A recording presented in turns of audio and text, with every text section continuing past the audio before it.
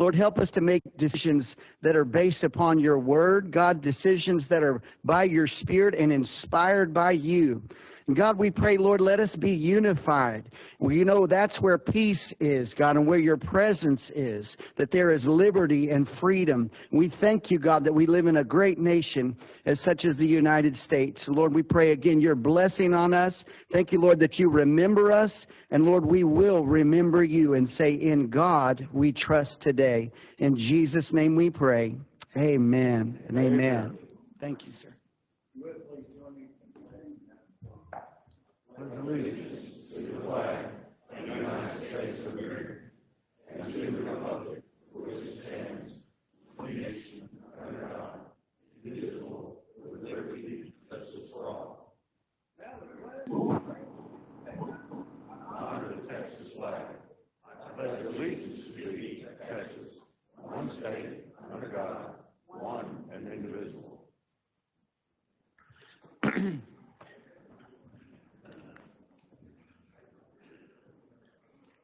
Well, it is a big honor today to have with us our senator, our esteemed senator here, Brian Birdwell, here to make a special presentation to our esteemed treasurer who takes care of all of our Hood County money as much as it is up here. But Senator, you have a presentation to make to Ms. Leanne McCoy, and we also have the district manager from Dallas, Texas, up here for the Treasurer's Department, correct? Yes, sir. Pauline Medrano. To help the senator here. And I know that Ms. McCoy's husband said that she wants Leanne to take that gavel and leave it at the office and not take it home with her so that can't use it on him. So with that stipulation, I guess we can go ahead and give it to him. Thank you. Thank you, Judge Massengill and the commissioners. For the record, my name is Pauline Medrano, and I am the Dallas County Treasurer and recently elected to be the president of the County Treasurers Association of Texas. I'm here today with Senator Birdwell, and I want to thank you for your service to our country. I've heard so much about you from my senator, Senator Royce West, so he brings you greetings. Your county treasurer, Leanne McCoy, has been a treasure. She really has. I've watched her grow through the years and has ascended from the secretary of the County Treasurers Association all the way up. Now she is the first vice president of the association, and in just 2 years, she will be the president of the County Treasurers Association of Texas. You know, the treasurers, you keep them really close to you. We are held accountable. I feel that it is a three-legged stool. You have the county commissioners, you have the auditor, and then you have the treasurer. And so we have to have those three legs to keep that stool going.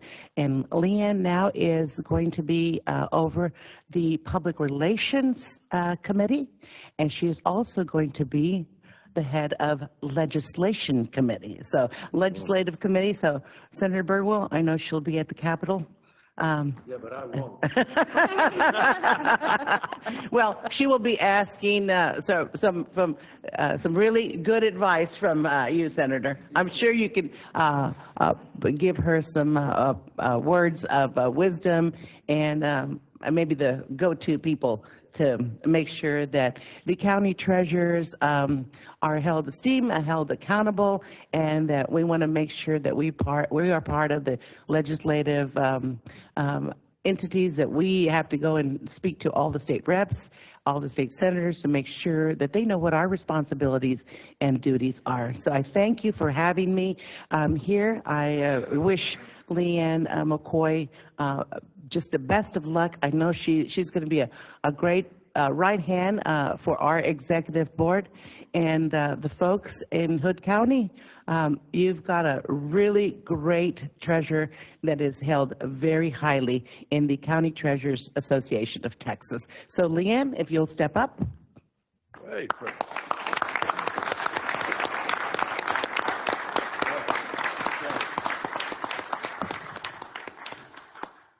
For the record, State Senator Birdwell. Okay, now, excellent words and thoughts and advice. Now let me put it in blunt terms. As the first vice president, there's an old adage in the military: the executive officer always gets what the commanding officer doesn't want to do. So since you're the XO and she's the CO right now, congratulations, you get to do all the things that the president doesn't want to do. Let me make the presentation here, and I'll read the plaque, if I may, on the gavel. This is presented to Leanne McCoy by State Senator Brian Birdwell in appreciation for your dedicated service to the County Treasurers Association of Texas and to the people of Hood County. Your leadership and integrity leave a lasting legacy. Wield it with wisdom. Hooah! Thank you.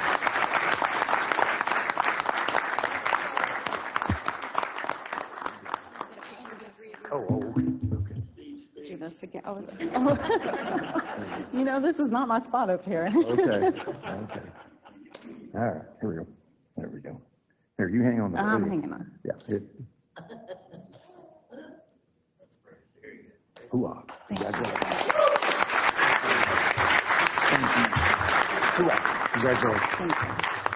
I really don't have anything to say other than I really, really do appreciate the support of all the Treasurers Association and, of course, the senator and many senators this legislative year.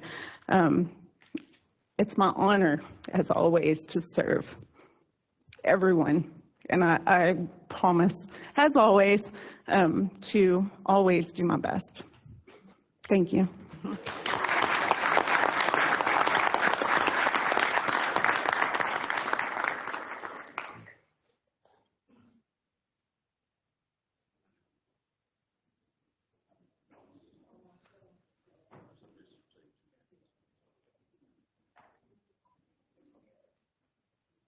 Thank you, Ms. Medrano, for coming all the way from Dallas. Appreciate it. Tell Wes we said hello. I know him well. Okay, thank you. No service awards, and now we've come to the program that's called the Citizens Comments at Large. And we have today a number of them, and we're going to get 2 minutes apiece. So it's 30 minutes for this program, so there's 16 of you, so I'm going to call you. Judge, I have a point of order. I'm going to make this is a very important issue today, and I'm going to make a motion to suspend Rule 4B. A lot of people came in here to speak their mind, and I'm making a motion to suspend Rule 4B and give everyone 5 minutes to talk. Second.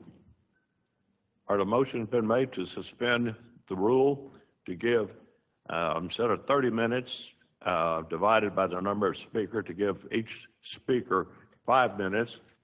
Second by Commissioner Samuelson. Any further discussion? All those in favor say aye. Aye. All those opposed say nay. Aye. Nay. Did you vote? Okay, the nays have it 3-2. First speaker, the ayes have it. Not that I'm showing my prejudice here or anything. 16 of you. All right, Tina Brown.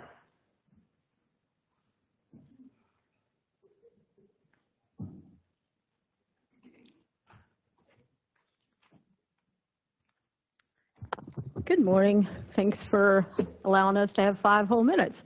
I feel this court has lost sight of why you were elected. You need to get rid of the dollar signs and listen to the public.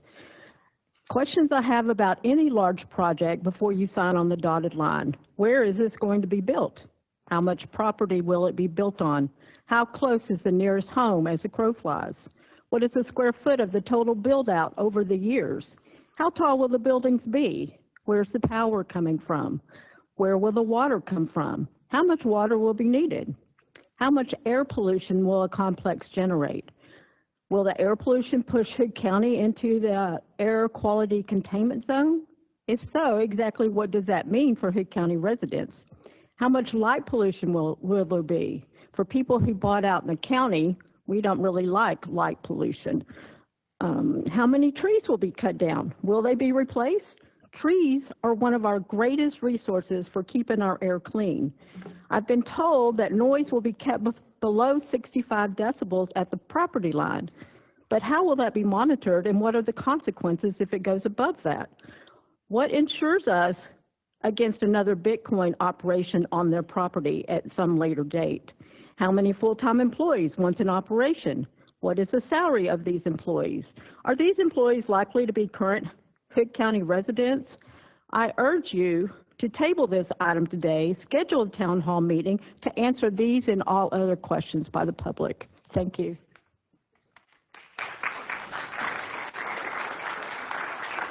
Next speaker, Kenneth Copeland. Good morning, Judge, Commissioners. My name is Kenneth Copeland. I'm from the Benwood. And I'm here to talk a little bit about a subject I've been here multiple times to talk about, and that's overtime for our law enforcement in this county. My understanding, the budget has been finalized and that there is no overtime in the budget for the Sheriff's Department once again. I'm glad to correct me if I'm wrong. Hearing nothing, then I assume that there was none approved once again. And that's very disappointing because our deputies go out there and work every day, and they're required to work overtime. They have to handle the positions of the jobs that they have to do their shifts. They're called in for special duty, and they need to work overtime.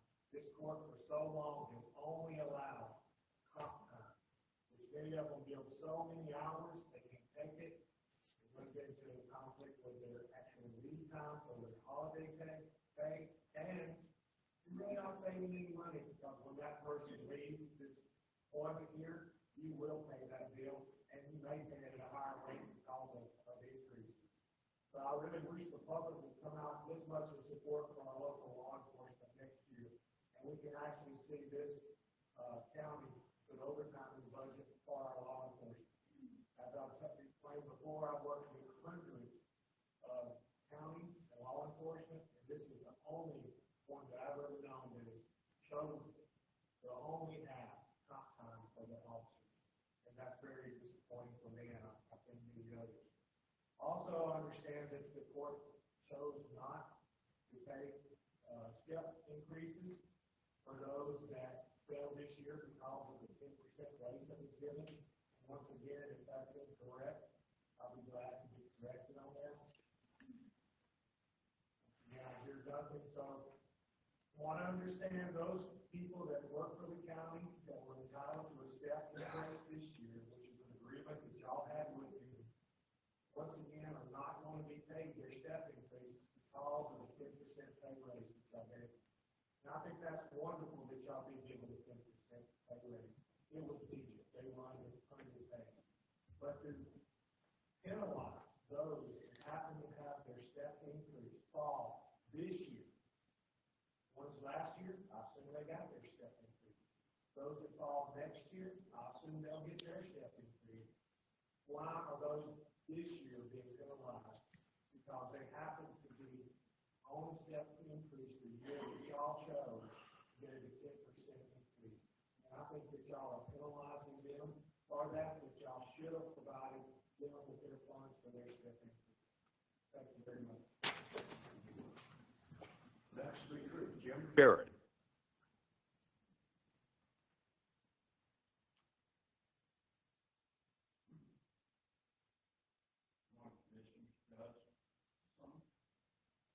Yes, yeah. I appreciate my comments, this is individual comments, so my comments are practices, Commissioners, I wanted to say thank you. I want to say thank you for having the foresight and the courage to develop and implement a robot. A robot that not only shows fiscal responsibility of spreading out the expenses over the years of construction, but also returns 7 times the investment of our citizens' funds. 7 times because this qualifies the city and the county and the school board of the school for matching state and federal funds. This, I believe, is a once-in-a-lifetime opportunity for our county, our city, and our school. And I also believe that it serves a different purpose. This is that catalyst that I believe we've been seeking to bring together the city, the county, and the school. This is an opportunity for all of us to come together and make this county, school, and city much better than it is today. Heartfelt appreciation for you guys stood up, had the courage, step forward and do. We're appreciative.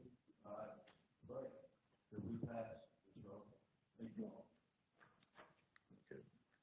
Okay. Next speaker is Janet Steenberg.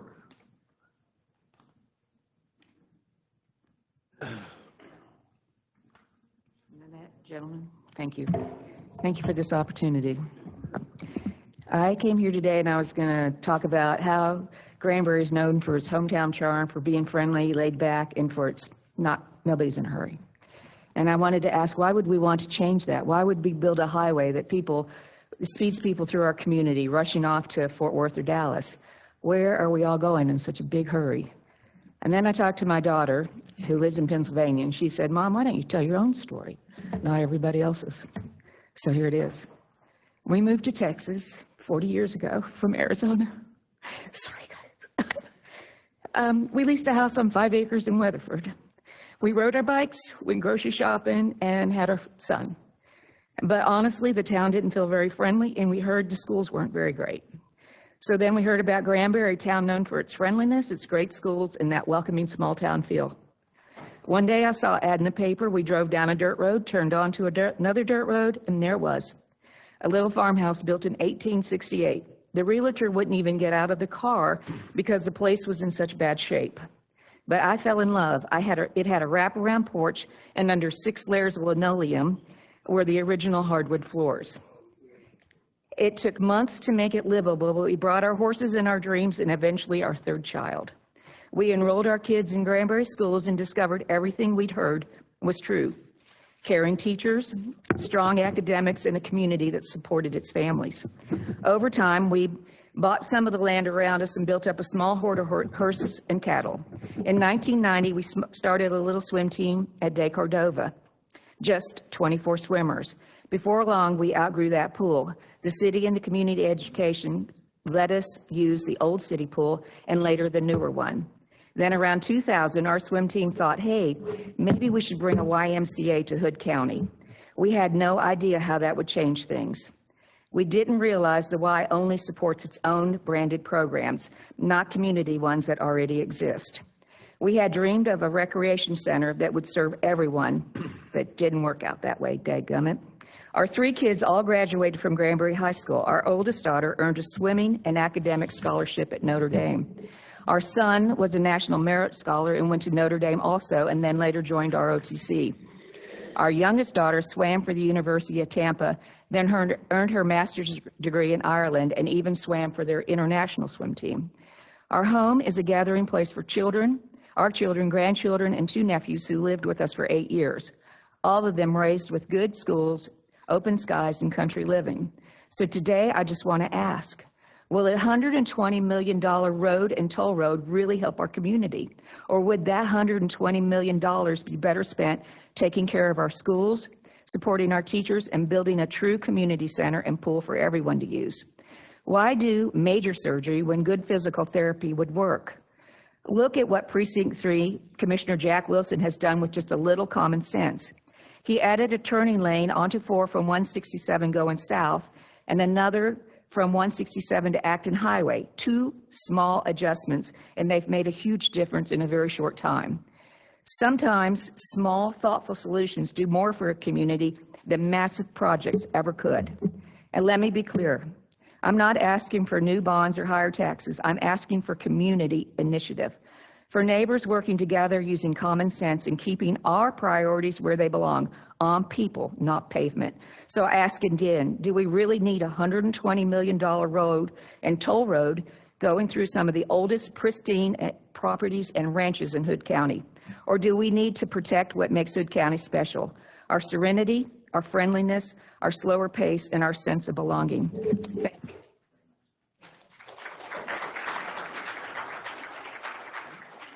Monica Brown.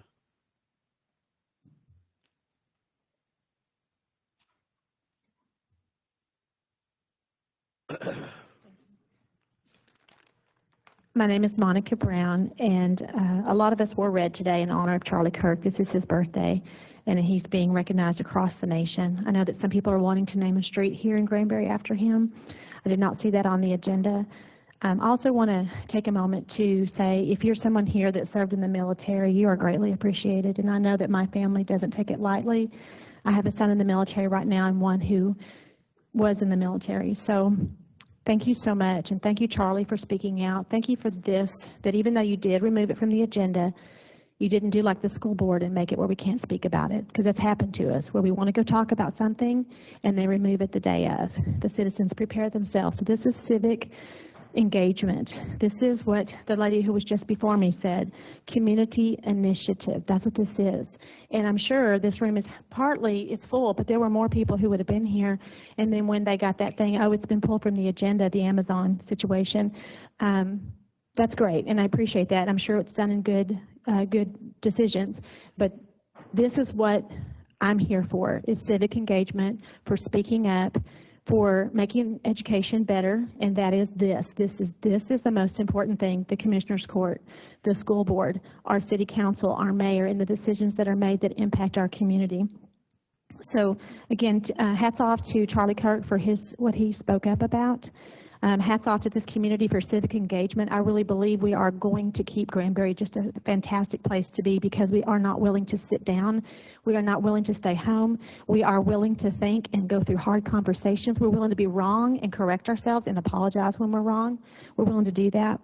So I thank you very much for not shutting down the voice of the people, and I commend Commissioner Eagle for suspending the rules, because when you take a citizen who's never spoken before, or even who has, and you cut them down to 2 minutes, it's difficult. They're not used to this. We are not used to this.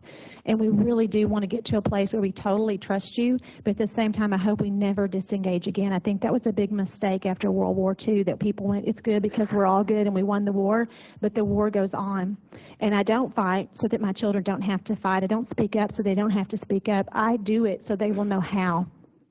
I want them to know what's going on in their community, and I want them to think about it and think about their neighbor. And a couple of scriptures that came to my mind, and this is just for our family, this is what we do: to know to do good and do it not, to him as sin. Do unto others as what you would have them to do unto you. The pastor, and I think someone else mentioned unity, harmony. God pours out an absolute blessing.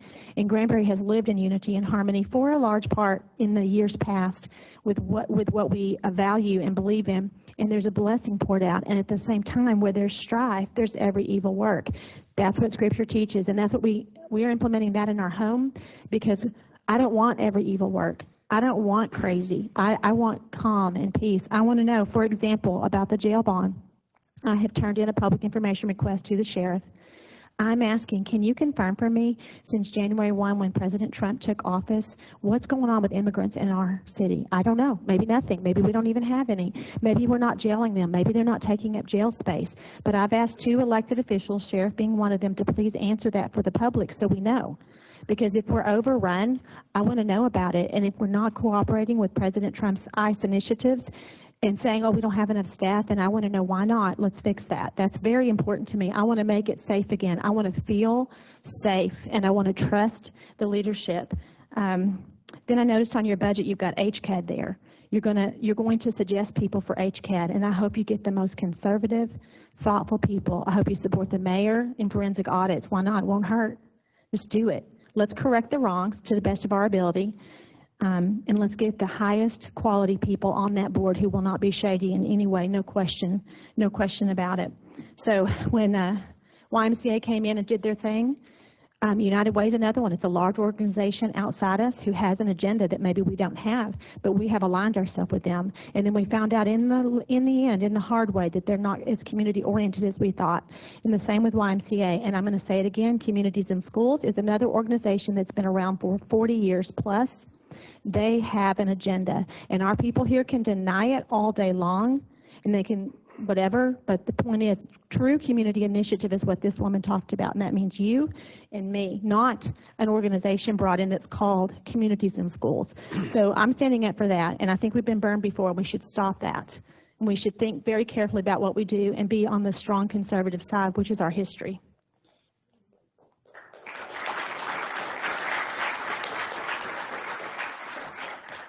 John Highsmith.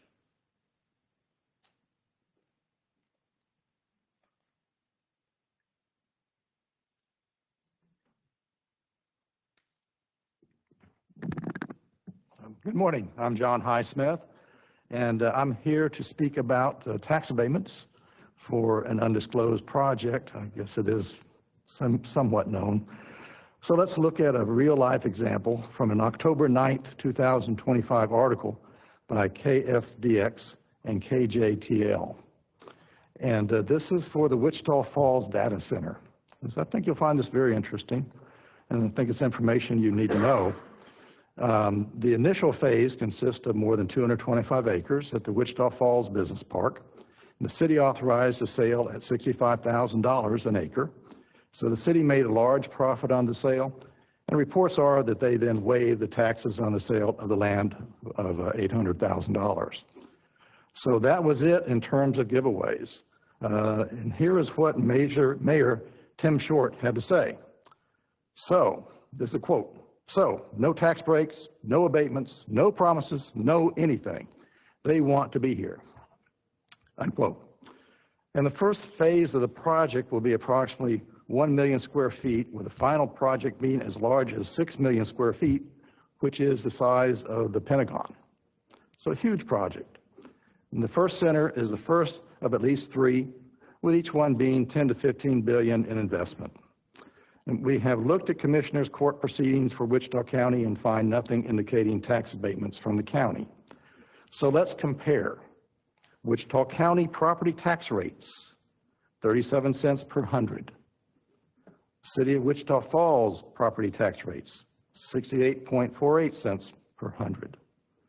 So that's a total $1, 5.48 cents per hundred, okay? Hood County property tax rates, 27.97 cents per hundred. So let's look at that in terms of $1 billion in valuation, because it's hard to really make sense of just these kind of numbers. Wichita Falls County and City property tax, that would be $10,548,000 per year, per billion. Hood County, $2,797,000 per year. And the developers paid $65,000 per acre in Wichita County, and they pay around, so that's about $14,625,000 for the 225 acres. And I'm thinking they will pay less in Hood County. So I encourage you to talk directly with the mayor and county judge or commissioners in Wichita County to check this story. If you determine it is accurate, you really need to ask why a data center can pay so much more in Wichita County. It also makes me think that when they make the statements, just like they did with solar facilities, if we don't get this tax abatement, we just can't do this project. You really need to really think about that. It doesn't strike me as being true. I should also add that data centers get a sweet deal from the state of Texas, a 15-year exemption on necessary and essential items. I looked at the whole list. It's just about everything. For data center projects over $250 million, and the tax rate is 6.25%. So my commentary, it seems like we need to really understand what these developers make from these projects, and we need to do our research, because the other thing I've seen just at a cursory glance is these projects, they've gotten tax abatements from other counties in Texas, but it's all over the map. Some they get 25%, some they get 50%, and then all these other numbers. So there's no standard of what they get. So it tells me that these projects, they can carry a lot of the load here, and the county doesn't need to do it. Thank you.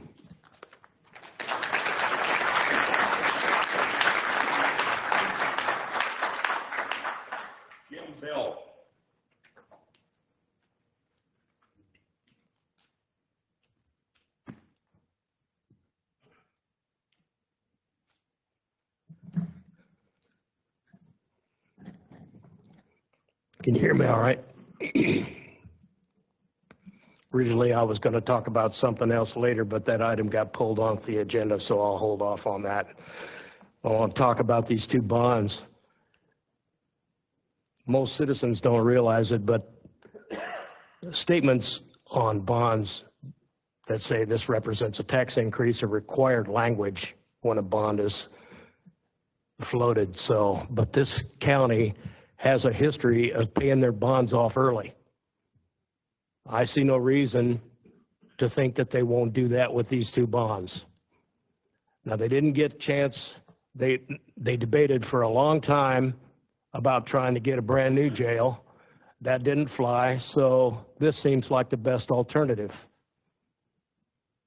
It just makes sense. Now, I printed out a bunch of documents here from Hood County's website on documents on demand, and they represent figures of quite a bit of savings, millions of dollars between now and 2047. Now, I have talked to other people who think these figures don't represent reality. For example, $100 per inmate, what we pay to Johnson County, and they expect that to go to $110 a day.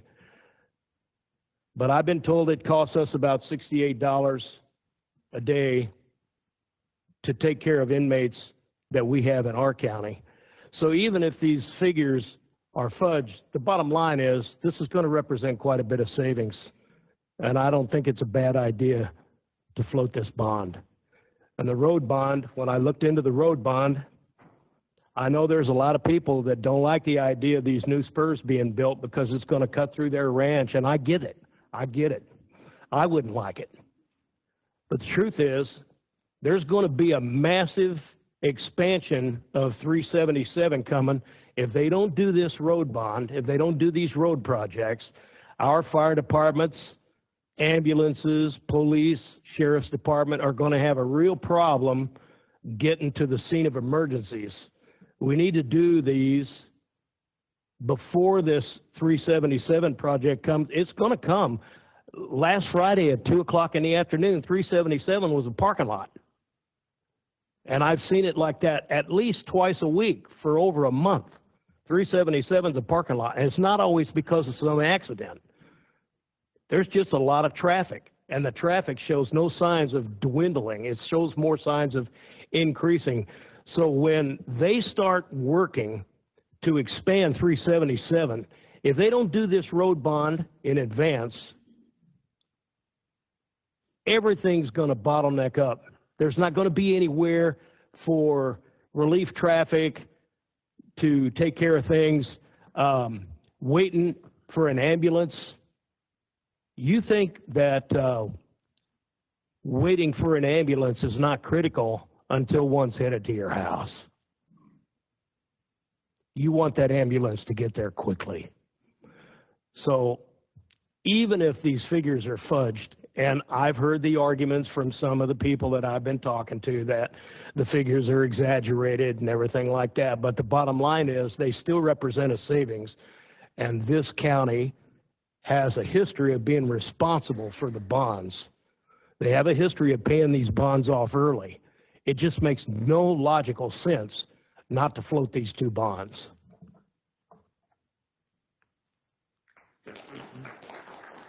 Next is Jack Wilson.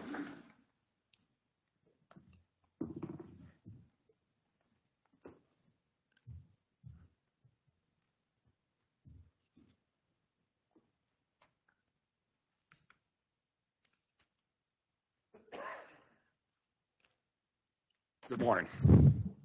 As a longtime resident of Hood County since the 70s, today the citizens of Hood County, both current and future, will lose out, just as they did in the early 1970s. Yes, the data center will be built, but probably not built in Hood County, but in Somerville County. Therefore, the tax dollars will go with it. The main address, let's look at some examples. The main address for the Lake Granbury Medical Center is 1310 Biloxi Highway. If you total all of the appraised values of the real and personal properties of that address, it's just over 34 million. If Project Spectrum was to reach the 75% abatement threshold at $5 billion, it equates to building 147 hospitals, or the equivalent of what we have at Lake Granbury Medical. In comparison also, AT&T Stadium was built, and that $5 billion figure is about 4 times what it cost to build AT&T Stadium. People complain about giving away so much money, rich companies, but the monetary infusion is staggering. This is Hood County's second big loss since the early 1970s of tax monies. Thank you.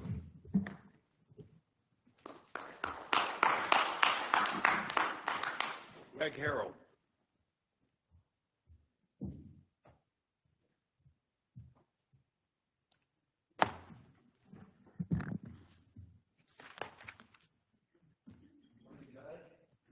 Thank you for allowing me to speak.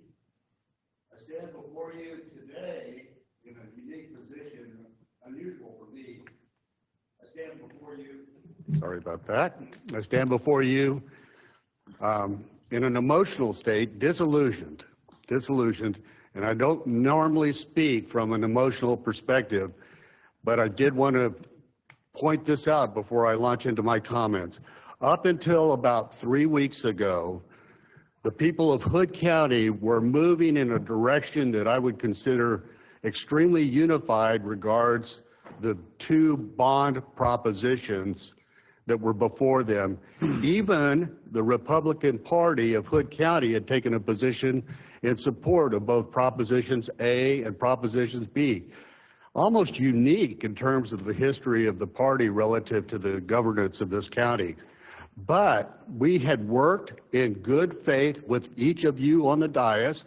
You guys had all developed a very good plan, reasonable in the minds of the spectrum of precinct chairs across the political spectrum.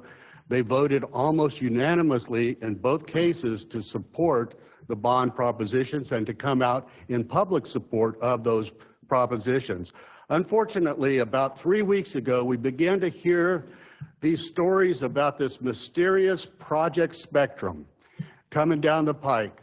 What is Project Spectrum? And the more that we began to develop in terms of information and details in regards to Project Spectrum, it became apparent that this was a massive project, and the county was considering granting some type of tax consideration for what turned out to be a project owned by Amazon Web Services, Amazon, a corporation with market capitalization north of $2 trillion. So at the time that the county is coming to the people of Hood County to ask for bond propositions, ask for them to take on more debt, on the other hand, we have the county considering tax abatements, in other words, corporate welfare to one of the very largest corporations on the face of the entire planet to bring the data center here to Hood County. I think that even that consideration has done so much to destroy the goodwill that both you have towards the people of Hood County and that we have towards you, because it's been cloaked in secrecy and we have had a really tough time to understand exactly what this looks like. I will tell you this, that data centers do not require any kind of incentive to come to Hood County. Hood County is a good location. It stands on its own. We are adjacent to the Comanche Peak nuclear plant. We have sufficient water out there. These corporations make decisions on the basis of standalone economics. They do not need Hood County money to bring them into this county. I guarantee it.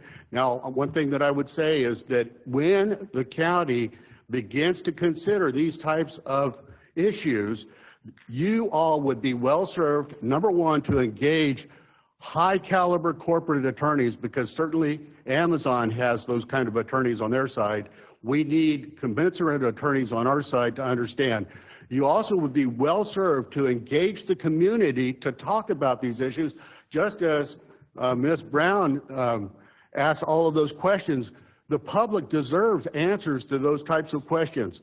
One other thing that I would say, you cannot consider the establishment of a facility like the Amazon Web Services data center in a tax vacuum. Here's what I mean by that. These data centers are flooding Texas. The person that is barely getting over the road in their mobile home that voted for you here in Hood County, that widow is facing much higher electric rates. So yeah, maybe they'll get a tax benefit somewhere down the road, but she's going to struggle to pay her electric bills as these data centers begin to suck up the limited resource that we call electricity here in Hood County. Thank you very much.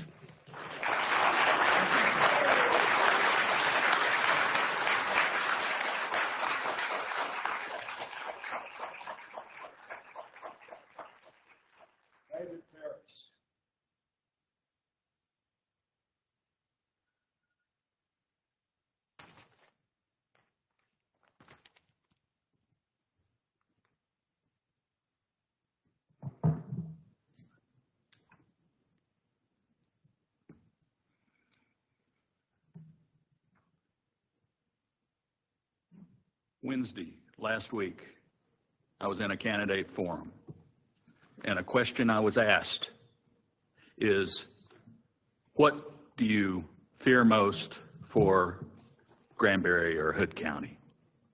My answer is in a video on my website, but I'll tell you right now, the other responses were, you know, road issues, et cetera, it's congestion, growth.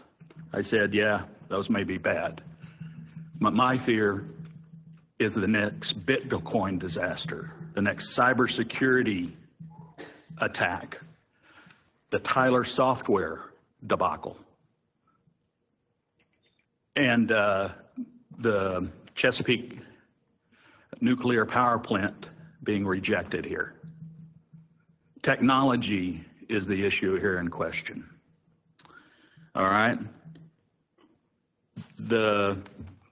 So those were my issues. Now, I just don't have any faith based on those disasters and the disaster of what would be the Amazon website or data center, in my opinion, that you understand what to look out for. 65 decibels at the property line? Are you nuts? Bitcoin has a problem because they cheaped out. They use fans instead of more secure and quiet cooling. I worked in a data center. Most of the time I was outside because 95% of all the work are people outside accessing it. But I was in the data center for 4 years. Every morning at every Monday morning at 8 a.m., we would go out the back door and sit down in a fenced patio area around it to have a meeting because it was quieter than inside with people talking and walking around. The problem is the method they're using for cooling. They're cheaping out. You mentioned it on Amazon. Well, gee, why in the world would they do that? And I couldn't figure out, at least initially, but I've started thinking about the long-term economics for the companies as far as costs versus return on investment. That's one area that I like to play with. So why would Bitcoin do it? Why is Amazon looking at doing a data center with that type of cooling system, which that's a nightmare. My data center, it couldn't have been more than 20 decibels sitting at the back door. A data center can be a very nice one, but they're cheaping out. And I actually reached a conclusion, and the Bitcoin was the key. Why are they cheaping out? because both of them are disposable data centers. Does everybody know? Everybody should know that the last Bitcoin will be mined in about 9 or 10 years. Then they're going to turn off the lights, I guess.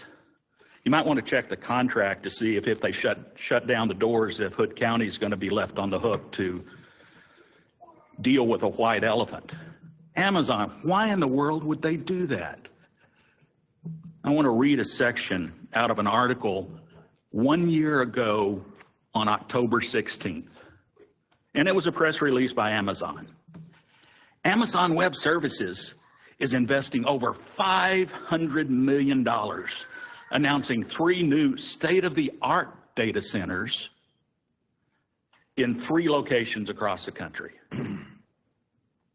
Gee, they've been working on that for a year. Microsoft, Google are all planning the same type new architecture data centers. Why do they need this one? They need a bridge that they can, leave an Etzel in the yard when they're done with it in about 5 or 7 years and they have the new infrastructure. I want the new infrastructure. These SMRs will be powering the data centers. If you don't know what an SMR is, as far as a data center is concerned, you really need to look. There will be hundreds or thousands of them. There are only 20 of them right now in the US, but that's the wave of the future. And those data centers will give you a return on investment instead of a white elephant in 5 to 10 years. Guys, if I can just say this, if you want to talk with me offline, let me know. I know what to avoid, what to look for in data centers. I've spent a lot of time in data centers. And if you don't want to as a court, Nanette, Dave, I'll meet you for lunch.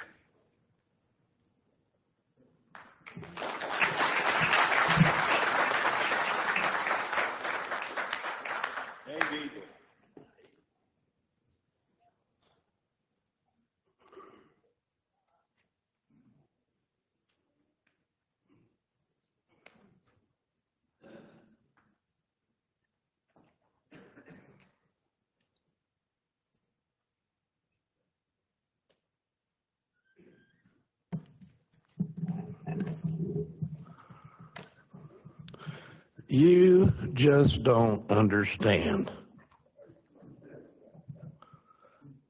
That was what was told to me by a congressman at a town hall meeting when I asked him on behalf of citizens when I was getting politically active, will you not vote for this speaker during a speaker's race because he is a rhino shill for big business? And we were told, you don't understand. Now, he said, you don't understand, but I heard, this is too big of a deal for your little minds to get your arms around. Now, I want to put to bed a myth that's going around here about this nuclear plant deal. Today, in the state of Texas, there are 2 nuclear plants. Today, 2. One of them is Comanche Peak. And yeah, allegedly back 50 years ago, it came to Commissioner's Court in Hood County, and they didn't want it in here, and they put it right across the county line, and here you go. I talked to the commissioner in Somervell County, and he informed me that the revenue that the county receives from Comanche Peak is about 60% of their revenue. Now think about that. 60% of their county's revenue is coming from Comanche Peak. Now, we've heard that this is going to be the same thing. They're going to go somewhere else and we're going to lose this deal. No, we're not. There are 392 data centers right now listed on the state comptroller's website. You can go look, and they're being put in all over the country. This is Texas. They're being put in everywhere. There's 1,200 acres sitting just north of Squaw Creek Lake. There's a nuclear power plant sitting there. And if Amazon doesn't want it, somebody else will. Now, I'm going to talk about a procedural issue here.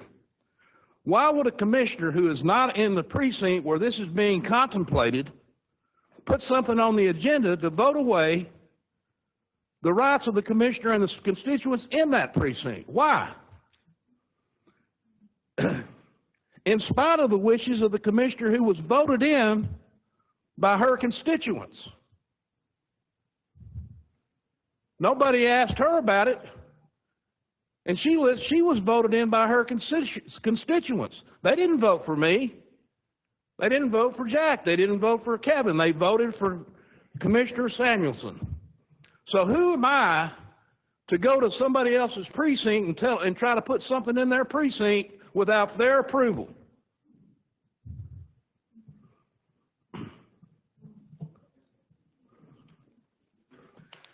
Back in March of this year, Brian Birdwell, our great state senator, put in the record or introduced a bill. It's called SB number 878, where he wanted to propose to modify Section 381 of the Local Government Code. And here's a biggie right here. I'm going to read it straight from the text. A county shall post the current version of the proposed use of county money under this chapter on the county's internet website so that the citizens out here can see what the heck we're doing. So I could talk about this I was prepared to talk about this for about 30 minutes today. And I'm already running out of time, but I will call upon Uncle Milton Friedman. The influence on special interests should be neutered in government. He argues that special interest subsidies and tax breaks provide substantial benefits to the few and it's spread out amongst the many to pay for it. That's number one.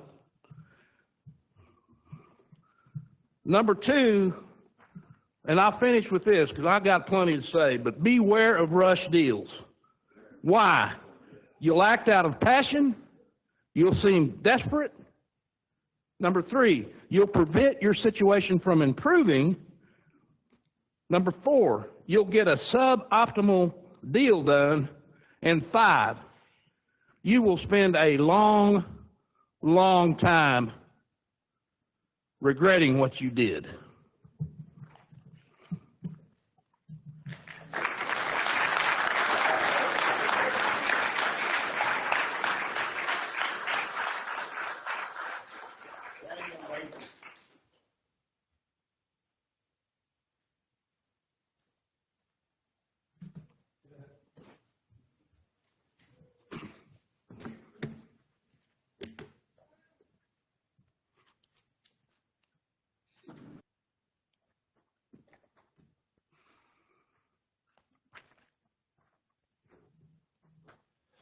My name is Danny Lakey. I represent Protect Hood County.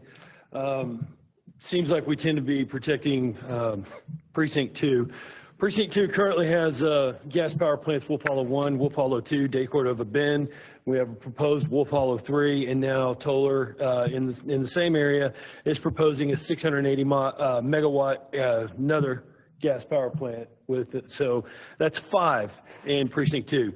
We have a Best Farm at Day-Cordova Bend. We have a Marathon Digital Bitcoin mine.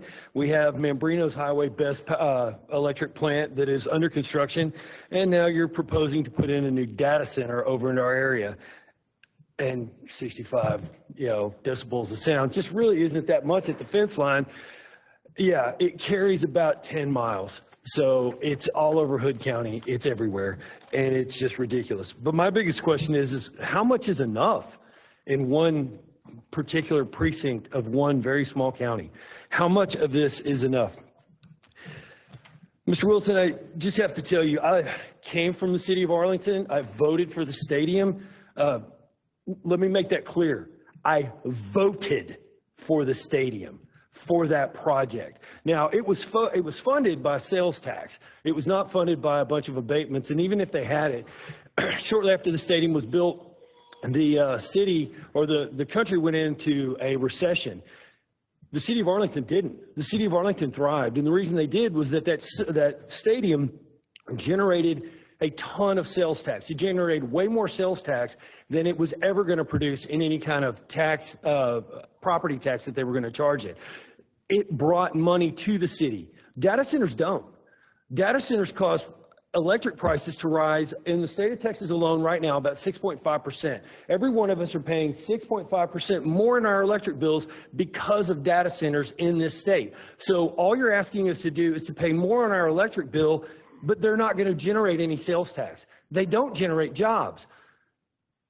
AT&T Stadium generates thousands of jobs every year to help that community. Data centers don't. What you were proposing and what you were trying to compare are not apples to apples. They're apples to bananas. I mean, they are not anything close to one another. You are wanting to give, and you also, now, I can only read what's been put out, and unfortunately, none of it's come out publicly, but I can read what I have. It says we could get, in 20 years, up to $9 million worth of taxes. At the rate that we tax property at 0.24 in Hood County, a $5 billion data center over 20 years should bring us $240 million. It's not a 75% tax abatement, it's a 96% tax abatement. You want us to fund a road project, which up until about 24 hours ago, I was a hard yes. I was telling people why we needed it, how it was going to benefit it, why it was good for the community. Why in 5 years, if we don't do this, we're going to be looking around going, oh, dear God, what are we going to do now? It is necessary. We need that road project. But you want to give Amazon a $240 million tax abatement? I'm not against tax abatements. If you want to negotiate a tax abatement, give them $90 million off. Tell them in 20 years, we'll give you a $90 million tax abatement, but we're going to charge you $150 million, and then tell everybody in Hood County, we brought in Amazon and it paid for your road. Okay? Offset it. We don't have to not negotiate, but this is a terrible deal. This is a horrible deal. The paperwork that I gave you also gives you some teeth to negotiate, because that you can, if they come, we don't have to negotiate to put teeth into the deal. Hood County, and this is from 233, it's subchapter K, which is just for Hood County.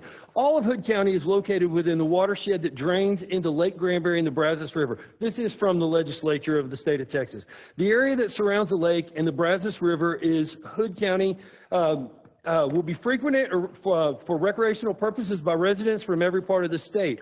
Orderly development of the area and the watershed is a concern to the entire state. Without adequate development regulations, the area watershed will be developed in ways that endanger, interfere with the proper use of that area as a place of recreation, and to the detriment of the public health, the safety, the morals, and the general welfare of the people.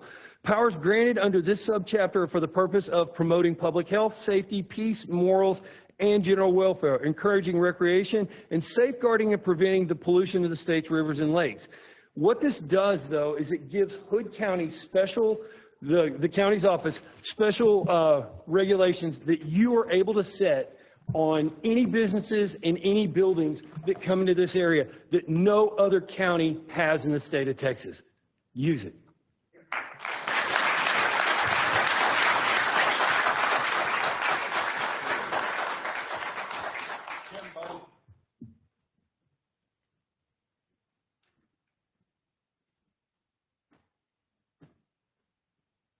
All right, much of what I wanted to say has been said, so I bet I can do it in under 2 minutes. If I can enter under record I want to reiterate all the comments that Tina Brown made. I'll include those in my comments.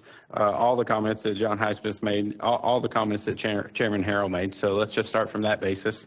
And then I just want to, say good morning to you guys. Thank you. But that the approach as accountable leaders means that the people are going to hold you accountable. And I think the crowd in this room demonstrates that. And so you have to go in understanding that tax abatement is now a trigger word in this county because it equals Bitcoin noise to everybody who hears it. And so even if it's a good approach, even if it's the right approach, and don't hear me wrong, I appreciate that you guys have a very powerful tool in your arsenal in tax abatements to be able to incentivize companies and businesses to bring that business to the county and to bring jobs and all of the rest that may go along with that. I'll let that debate happen the way it does, but I think it's a powerful tool just in general for you guys, and it has a bad connotation in this town. And so you have to be careful in how you approach that, and you have to sell it. You can't throw some item on the agenda that says, we might conduct this in secret, but we're going to not only discuss it today in brief and take an action on it by the end of that discussion. There's been no discussion. There's been no town hall. There's been nothing posted on your website. There's been no, all of the things that would help you win over the appreciation of the people in this town and all the people in this room that would get you there. And so I just want to encourage you guys, or you're not asking your advice from me, but just that it's doubly interesting. And Commissioner Eagle touched upon this, that the facility in question is in Precinct 2, but it's been proposed by the commissioner from Precinct 3. It feels like it's been foisted upon us, and I think everybody in the group thinks that. I don't want to speak for everybody. I'll just say that, but I'll be in. It just none of us like feeling like we got chastised by a commissioner turned citizen for a moment in not supporting a proposal that the Commissioner's Court itself failed to sell to us. We felt blindsided by it, and you have only yourselves to blame that if that failed, that it failed, not because we didn't like it and we didn't support it, and so they took their business to the other side of the county line. It's because we failed to sell it, or more to the point, you guys on the dais failed to sell it to us. Meanwhile, I'll just say one more thing, that Master Thoroughfares plan is the plan, and we have to support it. And I think it's the death spiral if we don't. So, thanks.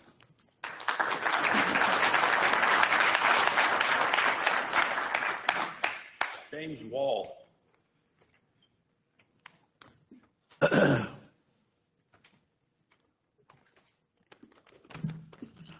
morning, Judge, Commissioners. Thank you for giving all of us the opportunity to speak before you today, and thank you for going ahead and giving us the full 5 minutes to speak, because there are so many pressing topics in Hood County right now that the public just wants to be heard on. This morning, though, I want to talk about something that's near and dear to my heart, and that is putting the people of Hood County first.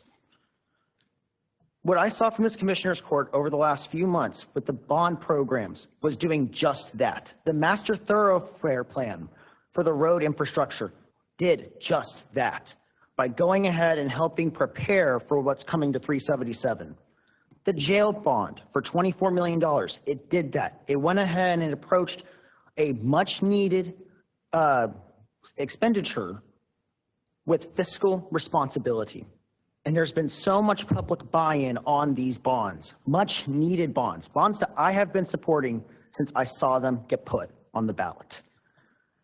Unfortunately, though, then came about Project Spectrum, something that we in the community, we didn't know about. Up until really this past weekend, most in the community didn't even know what Project Spectrum was. And it took a lot of investigating, and if you will, a lot of Sherlock Holmes investigation work. And it turned out it was a data facility for Amazon. And much more than that, it was a tax abatement that at least is going to give out potentially 75% tax breaks to a corporation that is worth, based off market value, $2.3 trillion plus. That is an unseemly number. Right now, Hood County families are struggling. They are. It's a tough economy still. We're going ahead, we're recovering from the last 4 years of the previous administration. And truthfully, whenever I look at this, I think about the dad who's working at Walmart struggling to put food on the table. I go ahead and I think about the small businesses of Hood County that are trying to stay afloat. And I think about the working families of this community, which, based on the data, over half of the working families in this community are considered socioeconomically disadvantaged. And the majority of us have supported these bond measures because we know they are necessary. But yet, we are now sitting here today was something that hit the agenda that was going to give the richest of the rich a massive tax break. Something that is not going to go ahead and be beneficial to our community, but right now it brings back the worst nightmares of Bitcoin. We have an opportunity to continue to build trust in this community. Trust that can go ahead and can bring us further together rather than dividing us more so. So I ask this court to go ahead and to think about that. When you think about the concept of a tax abatement for the billionaire and trillionaire corporations, while understanding there may be tax raises on working families, what message are we sending to the people of Hood County? I say we can do better than that. And I say we can put Hood County first. Thank you.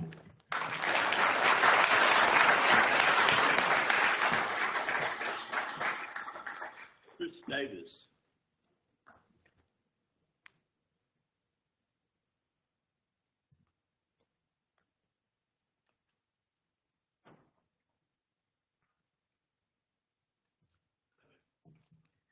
Good morning. My name is Chris Davis. This is my first time to speak before the court. I retired out here 4 years ago, and just reading social media this weekend, which appears to be the town halls that we have in Hood County, I was propelled to get up this morning and drive into town to speak to you. And I want to encourage you. I want to encourage you as you govern your constituents and the citizens of Hood County to do it with transparency and accountability, that the people that are now waking up in this country, because for so long we've been deceived. We're finding out that so many of the institutions that we grew up trusting, our teachers, Walter Cronkite, our doctors, so many of these institutions, we find out, have been working against us. We're finding out our food is not good for us. There's chemicals, colorings, things allowed in them that are actually hurting us and our children. And so I think as people wake up, and we're at a time, today is Charlie Kirk's birthday, as Monica Brown stated. This young man would turn 32 today. And what a brave, courageous young man he was. What a man of principle. And it just still feels like such a loss. But that's what the citizens are looking for. They're looking for representatives that they elect to fight for them and to fight for what's right and to stand strong on behalf of the citizens that they represent. They need to feel represented. They need to hear from you. We need more town halls than just Facebook, where anonymous people are at their keyboards at all hours of the day and night ranting and raving. I want to encourage you to have wise counsel, to have people like David Ferris or others in this retirement community with much knowledge, contacts, things that could help you make good decisions and to get the best counsel that you can. It almost feels like sometimes we get a little anxious to show a little too much leg when we're dealing with these big corporate oligarchs, high-powered corporate attorneys. What we want is, these data centers are coming in. This is the wave of the future. The president wants it. And we were not well served by past administrations that bought into the lie of the Green New Deal, where we tried to depend on wind, solar. We are destroying good farm and prairie land with solar farms. There are ways to do this that these corporations can be a good neighbor, ways that our quality of life can be preserved. And that's what people want. They want to be able to raise their family, to have a home, to retire, and have a quality of life in the neighborhood and the county where they live. And I think Chairman Harrell said a good word when he talked about how even the Republican Party here that has traditionally opposed bonds because they didn't feel that the people were heard in putting that bond together. This time, the people appreciate that you kept putting the pencil to these bonds and getting it down to what needed to be spent and not just what everybody wanted. And so the party, as an executive committee, voted to stand with the approval of those bonds. And Chairman Harrell is right. When the people heard that one of the top 5 corporations in the world was about to get a huge tax break, when we are going to be voting starting next week on a tax increase for the citizens, it was a huge slap in the face. And the optics are so bad. And so I just hope we can learn from this. I hope that we can maybe reach out to the Taylor County Commissioners and find out how it's going with the deal they made with Amazon. Check out what happened in Wichita Falls.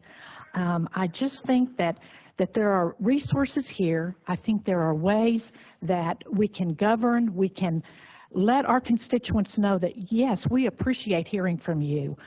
We want to work together. Give us information that you believe could help us, and we can have people who will fight for our best interest and fight for our future and the future of our children and our grandchildren. Thank you for the opportunity to speak.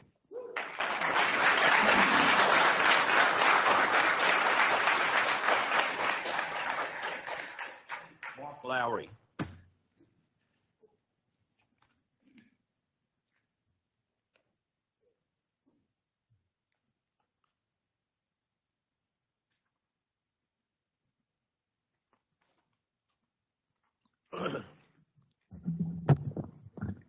Judge and Commissioners, thank you for this opportunity. Commissioner Eagle, Commissioner Samuelson, and Commissioner Andrews, I appreciate you suspending the rules so the public can actually be heard on this. I'm a small government guy, low taxes, no bonds, law and order, organic growth. But I support this bond. I wasn't going to speak about this, but I support this bond because the return on investment is 1 to 7. If we invest $1, we're getting $7 back. I don't think anybody can turn against that. My wife and I have lived here over a decade now. We constantly hear about the roads. The citizens of this community, we have an opportunity. We have an opportunity to make a difference for decades and generations to come. Though I'm a no bond guy, I support this bond.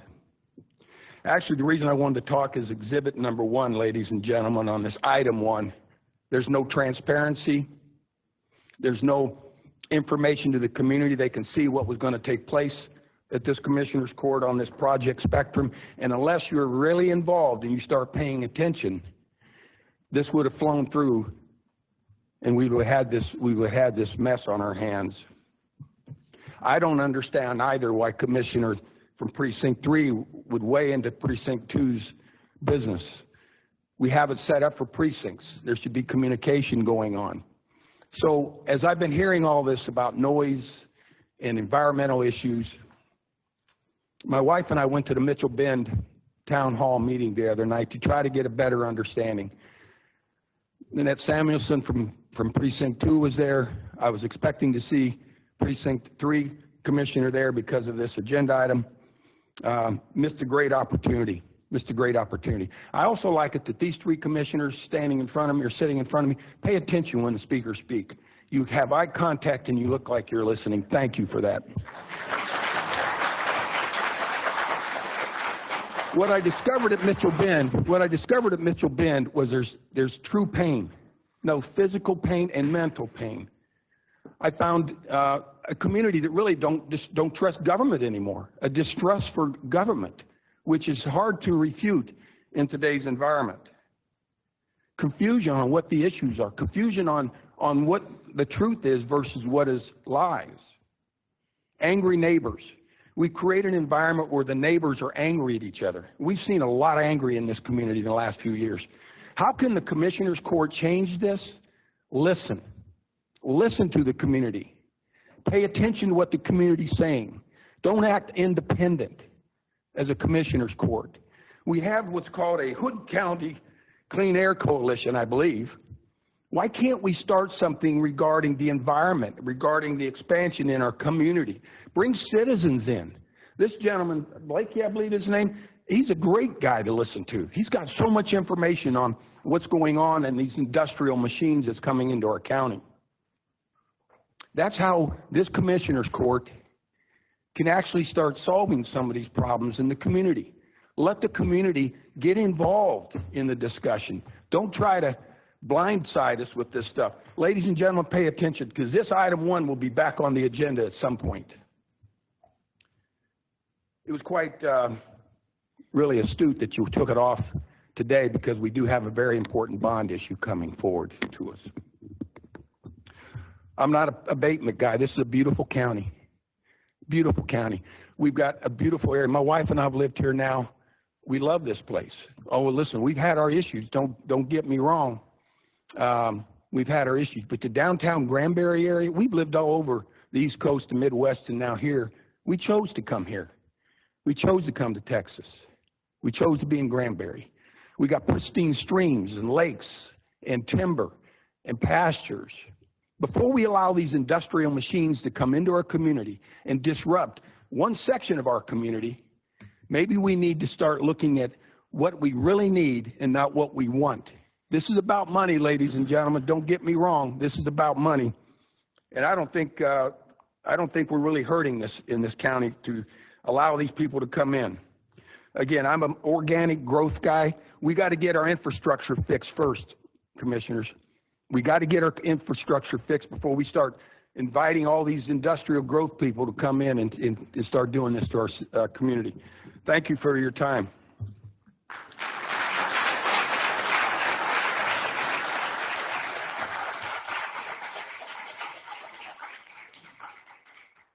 Okay, items 1 and 16 have been pulled from the miscellaneous business. So now we're in item number 2. Discuss and take appropriate action to authorize the county judge to sign the City of Granbury's event application, approving the request for use of the entire historical courthouse parking lot for the Harvest Moon Festival of the Arts beginning Friday, October the 24th at 10 a.m., continuing through Sunday, October the 26th at 5 p.m. Do I hear a motion? I make a motion that we approve this event application. It's something we do every year. So I move that we allow this. Second. Second by Commissioner Samuelson. Any further discussion? All those in favor say aye. Aye. All opposed say nay. Motion carries unanimously 5-0. Item 3, consider and take appropriate action to authorize the county judge to sign the 2026 Hood County Resolution for the Indigent Defense Formula Grant Program. This is something, again, that we do every year. Do I hear a motion? Well, Judge, there's a minor change to the resolution. We had talked about this. I don't know if Matt's back there. Stephanie, are you on the phone? Do we have Ms. Matlock? I'm here. Okay. So this is what we talked about, several months ago about grant applications on the, therefore, to be it resolved that there needed to be provided a vote for each action is conducted at a regular called Commissioners Court meeting. This is what, I don't know if some may remember, but several months ago there was a issue with the motor vehicle grant, and by not having this wording in there, there was confusion amongst the emergency management coordinator about what the process was for signing documents related to that grant, and we're still working that out, which is why I had to remove the flock agenda item, because the document is still not ready for the judge to sign. So we just need to add some wording where it says, now therefore be it resolved, at the end of that statement where it says program and all other necessary documents to accept said grant, provided a vote for each action is conducted at a regularly called Commissioners Court meeting. So with that change to the grant application, I will make a motion to ask the judge to sign this grant resolution. Second. Okay. Any further discussion? All those in favor say aye. Aye. All opposed say nay. Motion carries unanimously 5-0. Okay. Item number 4, discuss and take appropriate action and enter into an interlocal agreement with Tarrant County Medical Examiner's Office to provide medical examiner services to Hood County. Is anybody here to speak on that, Sheriff? Or are you gonna? Oh, you just returned the book. Okay. This is something that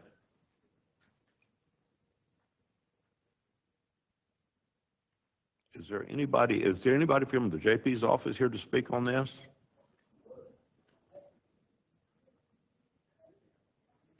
Anyway, it's something that we've used with Tarrant County before. We couldn't do it because of COVID, and now that we've gotten back, I think they turn around the results a lot quicker than what they do, don't they, Sheriff? Yes, I believe it'd be a great thing to get back hooked up with Tarrant County. They're closer, easier. Johnson County works with them. Parker County works with them. Yeah, they got good doctors up there that do a great job. So, but yeah, this is more of a JP question. But yeah, as far as I'm concerned, yeah, it'd be a way better deal to get hooked up with them again. And we don't, ask Ms. Wilburn and our county attorney, we don't need to add the cybersecurity or the Title VI amendments to these contracts. Okay. Okay, thank you. I hear a motion. This, one more thing, Judge. And this is $50,000. What account is this coming out of? Tarrant. No, where it says upon execution of the agreement, Hood County agrees to pay Tarrant the sum of $50,000. They usually you bill us speak on that? whenever we send people Sissy.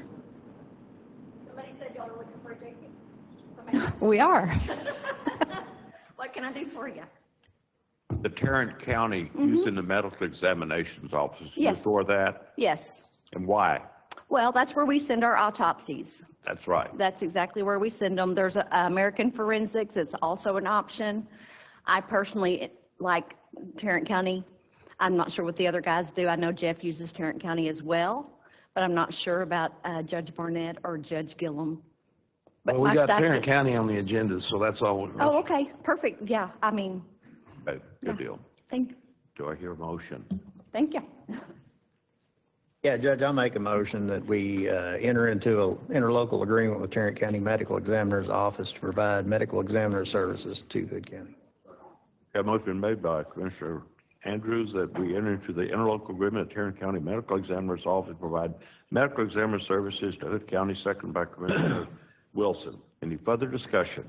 All those in favor say aye. Aye. All opposed say nay. Motion carries unanimously 5-0. Item number 5, discuss and take appropriate action to purchase 14 2025 or 26 vehicles for Hood County Sheriff's Office from Sewell Fleet Management. Total purchase to include vehicles and equipment needed not to exceed $1,015,000 to be paid out of Capital Fund 55. Yes, this is what we talked about this during the budget process. We budgeted for this in the capital fund. So just to be clear, this is budgeted money in capital, the capital budget. And we talked at length about this during the budget process. So I just want to thank Lieutenant Lizen for her diligent work in finding us a cost savings to switch to this vendor. And I think it's allowed us to refresh the fleet. So now, after this purchase, what would be about 50% of the fleet will be less than 2 years old? Yes, it'll be 31 of the 66, which is huge. And you brought this up, and it wasn't just me. This was a team effort. Everybody on the Commissioner's Court has helped with this. Mr. Tillman, Ms. Matlock, everybody. So I want to thank you all. This is going to be huge for the Sheriff's Office. And again, I can't thank you all enough. Okay, do I hear a motion? Any questions on the quotes or anything? She provided all the information. It was in your packets. Oh, we went through this during the budget cycle, so we're good. Okay. So with that, I'll make a motion to approve the purchase of 14 2025 or 2026 vehicles for the Hood County Sheriff's Office from Sewell Fleet Management. Total purchase to include vehicles and equipment needed not to exceed $1,015,000 to be paid out of Capital Fund 55. Second. Motion made to purchase the 14 2025 26 vehicles from Sewell Management not to exceed $1,015,000 out of Capital Fund 55, second by Commissioner Wilson. Any further discussion? All those in favor say aye. Aye. All opposed say nay. Motion carries unanimously 5-0. Item number 6, discuss and take appropriate action to authorize the county judge to sign the Sewell Fleet Management Enrollment Form, Letter of Understanding for Trade-ins, SFM Service Agreement to purchase a Fleet Asset Management Dashboard for 66 Sheriff Office vehicles and telematics subscription for 8 Sheriff Office transport vehicles at a cost of $28.50 and $23.75 per month per vehicle respectively. Annual cost of Fleet Asset Management Dashboard not to exceed $22,572. Telematics subscription requires the purchase of a telematics device and harness at a cost of $129 each. Telematics for 8 devices is a one-time cost of $1,032, and annual subscription not to exceed $2,280. Funds for the monthly fee will be established from a budget adjustment from Fund 55. Yes, ma'am. So this again, we've been, as a court and with the sheriff's office working on this probably since February or March, right, when we first started looking into this. And this is the, as we looked at different vendors, this turned out to be the best option, which was to sign up with Sewell on management. Do you want to talk about the services that will be provided by the management? I can. So just in a little bit, the dashboard is going to be very important because it'll help me keep track of our maintenance. And they've talked a lot about there's a point where we can turn our vehicles in and get the most out of those, which in return will help because that will fund and put money back into our vehicles.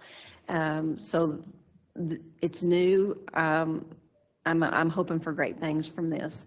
Now the telematics is another thing. We've talked about this.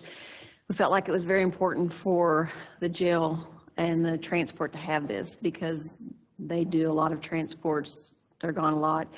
And so we'll be able to keep track of where they are just for safety reasons is all. Do you have anything you want to say on it? Or? Yeah. In case of any emergency or Yes, sir. something happening, we'll be able to locate exactly where that transport vehicle yes. is. And a lot of times they're way out of town. Oh, they could be go as far as Colorado, Colorado, New Mexico. They're gone quite a bit. So this will help ensure their safety as well. So, but I'm excited about the dashboard. I think it's going to bring more revenue and help us out. So. Turnaround of the sale of the vehicles will, we can do that a lot faster than we have been in the past. Yes, ma'am. Okay. So any? Do I hear a motion? Wait, did you get it, Christine? You got the motion down, don't you? You making the motion? Yes, I'll make a motion. Do you want me to read it again? No. Okay. Got it. Okay. She's got I it. make a motion for the as read in item 16. I mean 6, sorry, item 6. Second. Good. Any further discussion? All those in favor say aye. Aye. All opposed say nay. Motion carries unanimously. Thank you, Sheriff. Thank you. Thank you very much. Thank you. We've come so far. This is a great thing, what you're doing with the vehicles and all of this. So thank you. Good. All of you, thank you. Yes, thank you. Okay. Item number 7, discuss and take appropriate action regarding the potential survey, plating, appraisal, and sale of a parcel in Precinct 1. Yes, sir, Mr. Andrews. Okay, I have been approached with someone wanting to buy this little piece of property here. It's down by animal control there. And if you look kind of up to the northwest of this picture, there's a development going in, and a lot of the water that's coming off of that development is going through this area. So he has approached me to ask if we would be willing to sell a parcel up here that they could use for the water detention and retention for controlling the runoff off of that development. So I wanted to put that out there, see what our prospects were, where, somebody want to do something. it's really not buildable land. It's got a big pond there in it where all that runoff comes now. So he had asked if we would be willing to allow him to put a detention pond on that, and said, now then it becomes our problem to maintain it. And that's not a... Just to elaborate on what he's talking about, that's the biggest drainage area inside the city of Granbury, and it all comes through that property. That pond is at capacity now. When they first come to us, they were like, the city going through their development phase, and they wanted to drain to that pond, and I argued that, no, that pond's at capacity. It was never built hydraulically to be a detention pond, and it can't take on any more water. And here lies the problem. Well, if they build the detention pond over that property, if they build their own over that property line, they can then release that water legally into that pond, and we get it anyways. So working with Kevin and them, and then the guy mentioned something about buying that area. So that would probably be the cleanest, because if we were to do an agreement and just have the pond there and the county own the property, then we're working back and forth the designs. I'm coming and getting all y'all's approval. Everybody agrees on it. We go back, and then they go through the city process. It's going to be a long, drawn-out process. But like Kevin said, it's not a buildable area. There's tons of water that goes through that property. And then you have the maintenance. We could have a maintenance agreement if we kept the property, but it's still going to be the burden of us to make sure they hold up to that agreement. And then and on your agenda item, it says platting. You can leave that part out. Do not approve the platting, because we have several exemptions that we can go by that we wouldn't have to plat. Now, if they want to plat it, if they purchase it, they can, but we're not getting approved to do any platting. What do you recommend? That we sell it to them? Well, the purchasing, they got to go out for bid. I don't know anybody else who'd want to bid on a pond. Yeah, you second it. So we need an appraisal first, right? How many acres is it? Just from what I got on the aerial without a survey, it was roughly what? 15.5. And we can adjust that as need be or how we're willing. He has said that he would like to just buy about 3.5 acres up there on the very northwest corner. Which would still drain into our pond. Right. So that I just wanted to throw this on the table and see what we wanted to do. And then he wanted to include the city's lift station, which you see right there on the east of the property, closer to 51 from animal control. So what do we need to vote on today if we're going to vote? Just allow me to order a survey, and I'll pay for it out of development budget. And then an appraisal. And then we can get that and see if we still want to do this. Yeah. I don't know if it's part of the agenda item, but are you asking for him to go ahead and do his part too? Yeah, If so, I'd like to add that in that bid, we stick a requirement that they have to fence off the county's border, because you don't want nobody accessing animal control or the wood chipper. Okay. Yeah, this says to take action on the survey and appraisal and sell the parcel. So, Make a motion. yes, sir. With that, I'll make a motion that we get this piece of property surveyed and appraised. Second. It's been made by Commissioner Andrews, get the parcel appraised and surveyed, second by Commissioner Eagle. Any further discussion? All those in favor say aye. Aye. All opposed say nay. Motion carries Do unanimously. you want to add to pay for it out of contract services and development budget?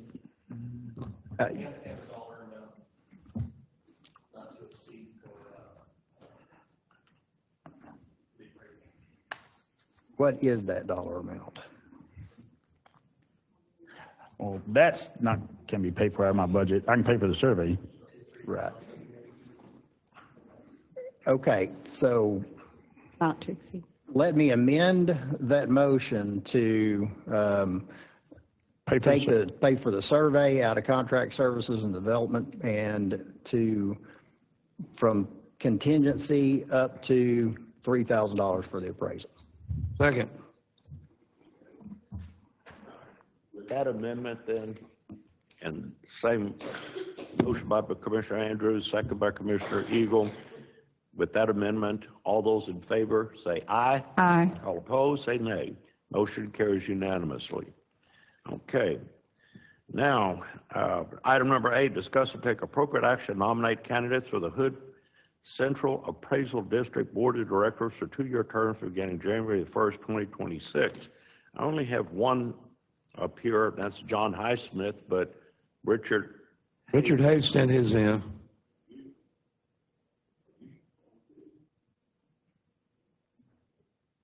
Didn't, you sent one in too, Richard, didn't you? Yeah, Richard sent one. Oh, I don't have them in my deal here. I know you Our told me email. you were. Yeah, we had it in our email. Well, good. Well, we got 2. Is that all? You on, you gonna be He'll one? volunteer. There's 3. That's 3. Anybody else? Anybody else wants to do it? How about Greg Harrell? You got plenty of time on your hands. James, that'd be a great opportunity for you. Come on, Greg, come on. James, we need some young ideas in there. Is that all we got? Is that a no, James? You know what, why not? Oh, good. We're just putting names on nomination to go back, and then we'll get correct, right? We're going to send this to Right, we have to. Mr. Law, and then he's going to compile a list of everybody, and then we'll actually vote on it later. Yeah, we'll vote on it later then. James Okay. Wall. So do you want to name off the 4 for Christine? Yeah, well, I'll nominate John Highsmith. Richard Hayes. Oh, go ahead, Judge. Well, Richard Hayes is one. Clint Head. And James Wall. James Wall. Okay. And we need one more. I think the school district and the city will put some names Yeah, in. They'll fix that for us. They'll get somebody. So School district will fix the rest of it. Thank you. What about Rod Lidke? He's out. Declined to run again.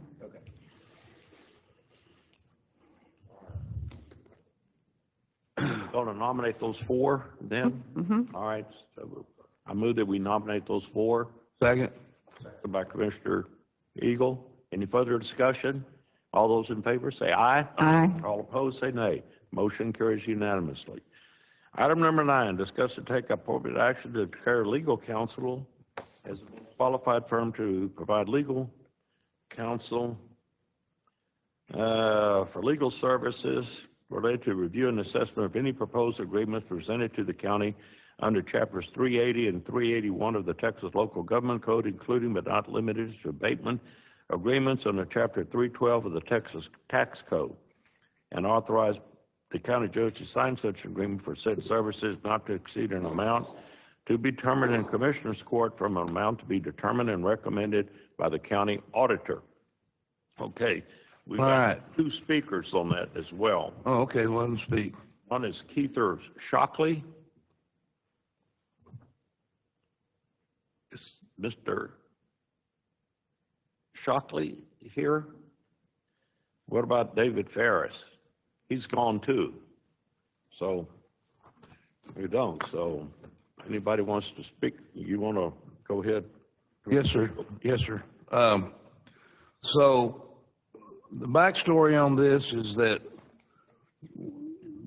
this the 381 agreements, back in 2018 in October, this was 3 months before I took office and the judge took office, the prior Commissioner's Court voted to enact and put in a 381 policy for Chapter 381 agreements, which right now we don't have such a policy unless we can look at that one.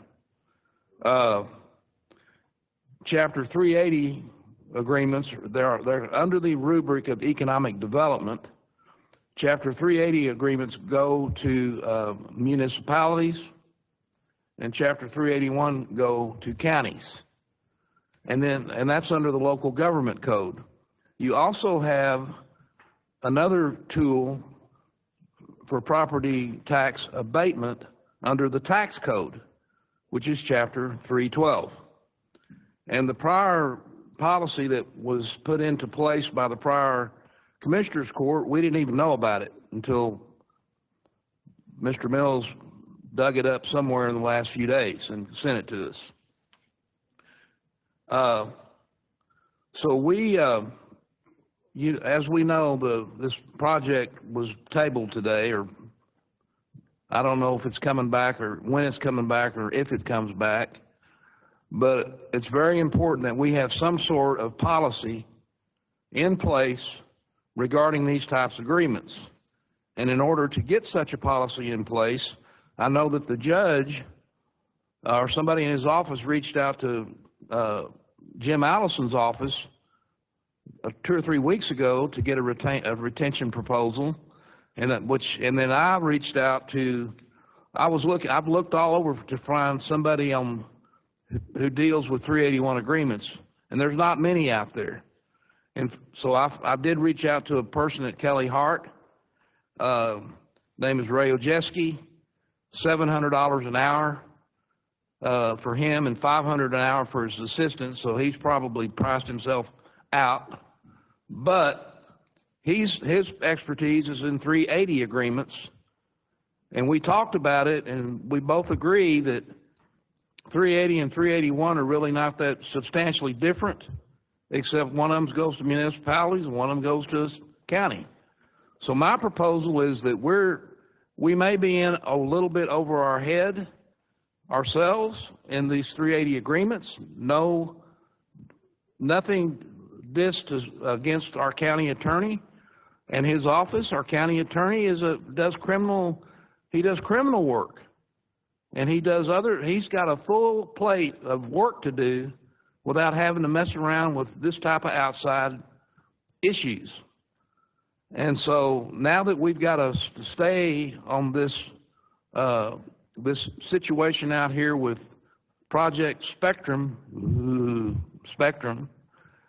we've got an opportunity to retain counsel outside, third party, who can put eyes on this agreement and counsel us as the Commissioner's Court, instead of listening to counsel for the other side giving us smoke and mirrors.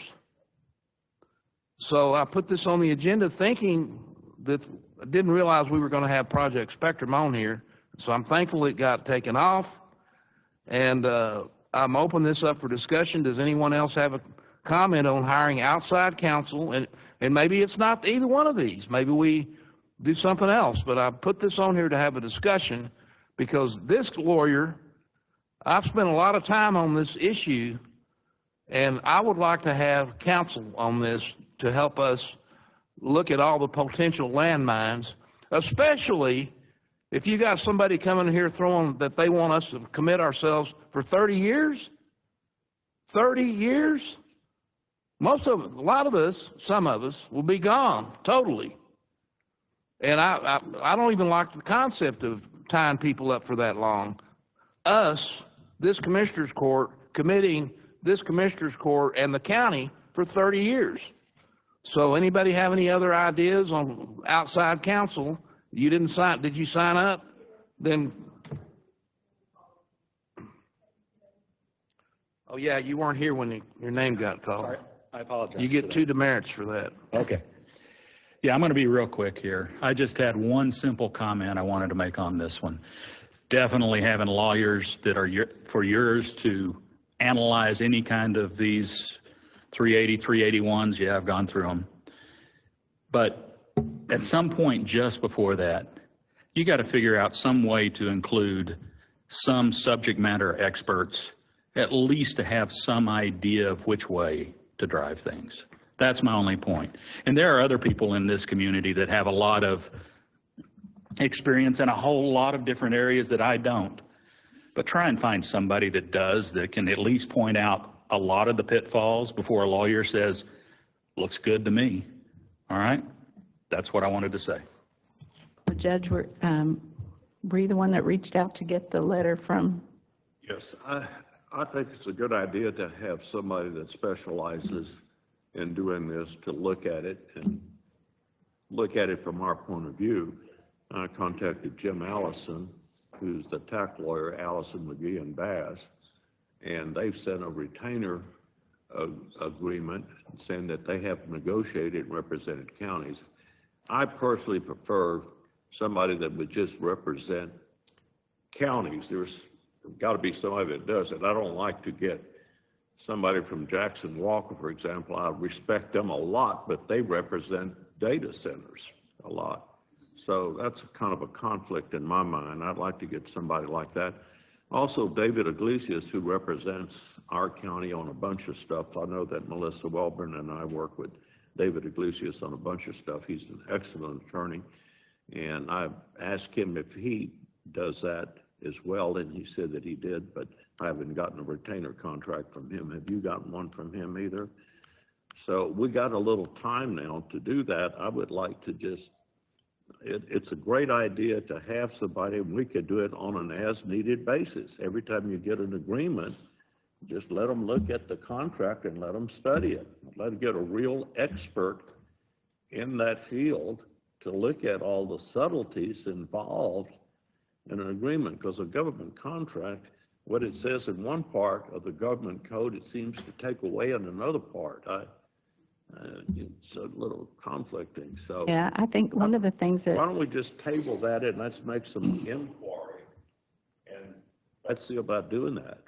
Yeah, one of the things I'd like us to consider, since we now know that we have a 7-year-old 381 policy, is having expertise to help us rewrite that, revise it, because none of us have looked at it. So until the last couple of days. So we should also get an expert to help us write the policy, and then when they look at the contracts, they will know whether it matches our policy. So I hear a motion to table it until the next meeting. Let's see what we Make a motion that we table item 9 until at a later date and can go out for, get some research and get some better numbers from people that engage in this business.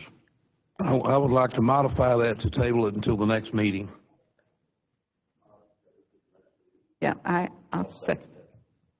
Any further discussion? One last thing, just to point out while I've got a chance. And I agree with Commissioner Samuelson. We need him to look at this agreement. The policy. To look at that, but we also need to look at drafting a policy so we can engage them to do both, and then give us the options, because under 312, for instance, under the tax code, the maximum time that you can do an abatement agreement is 10 years. There's posting requirements. There's fences built around a 312 agreement that's not built around a 381 agreement. So we need a council to analyze all that. And then if we've got a policy, if somebody wants to come and bring let's say a data center in here, we can say, well, go look at our policy and let us know if you still want to do that based on the policy that we passed.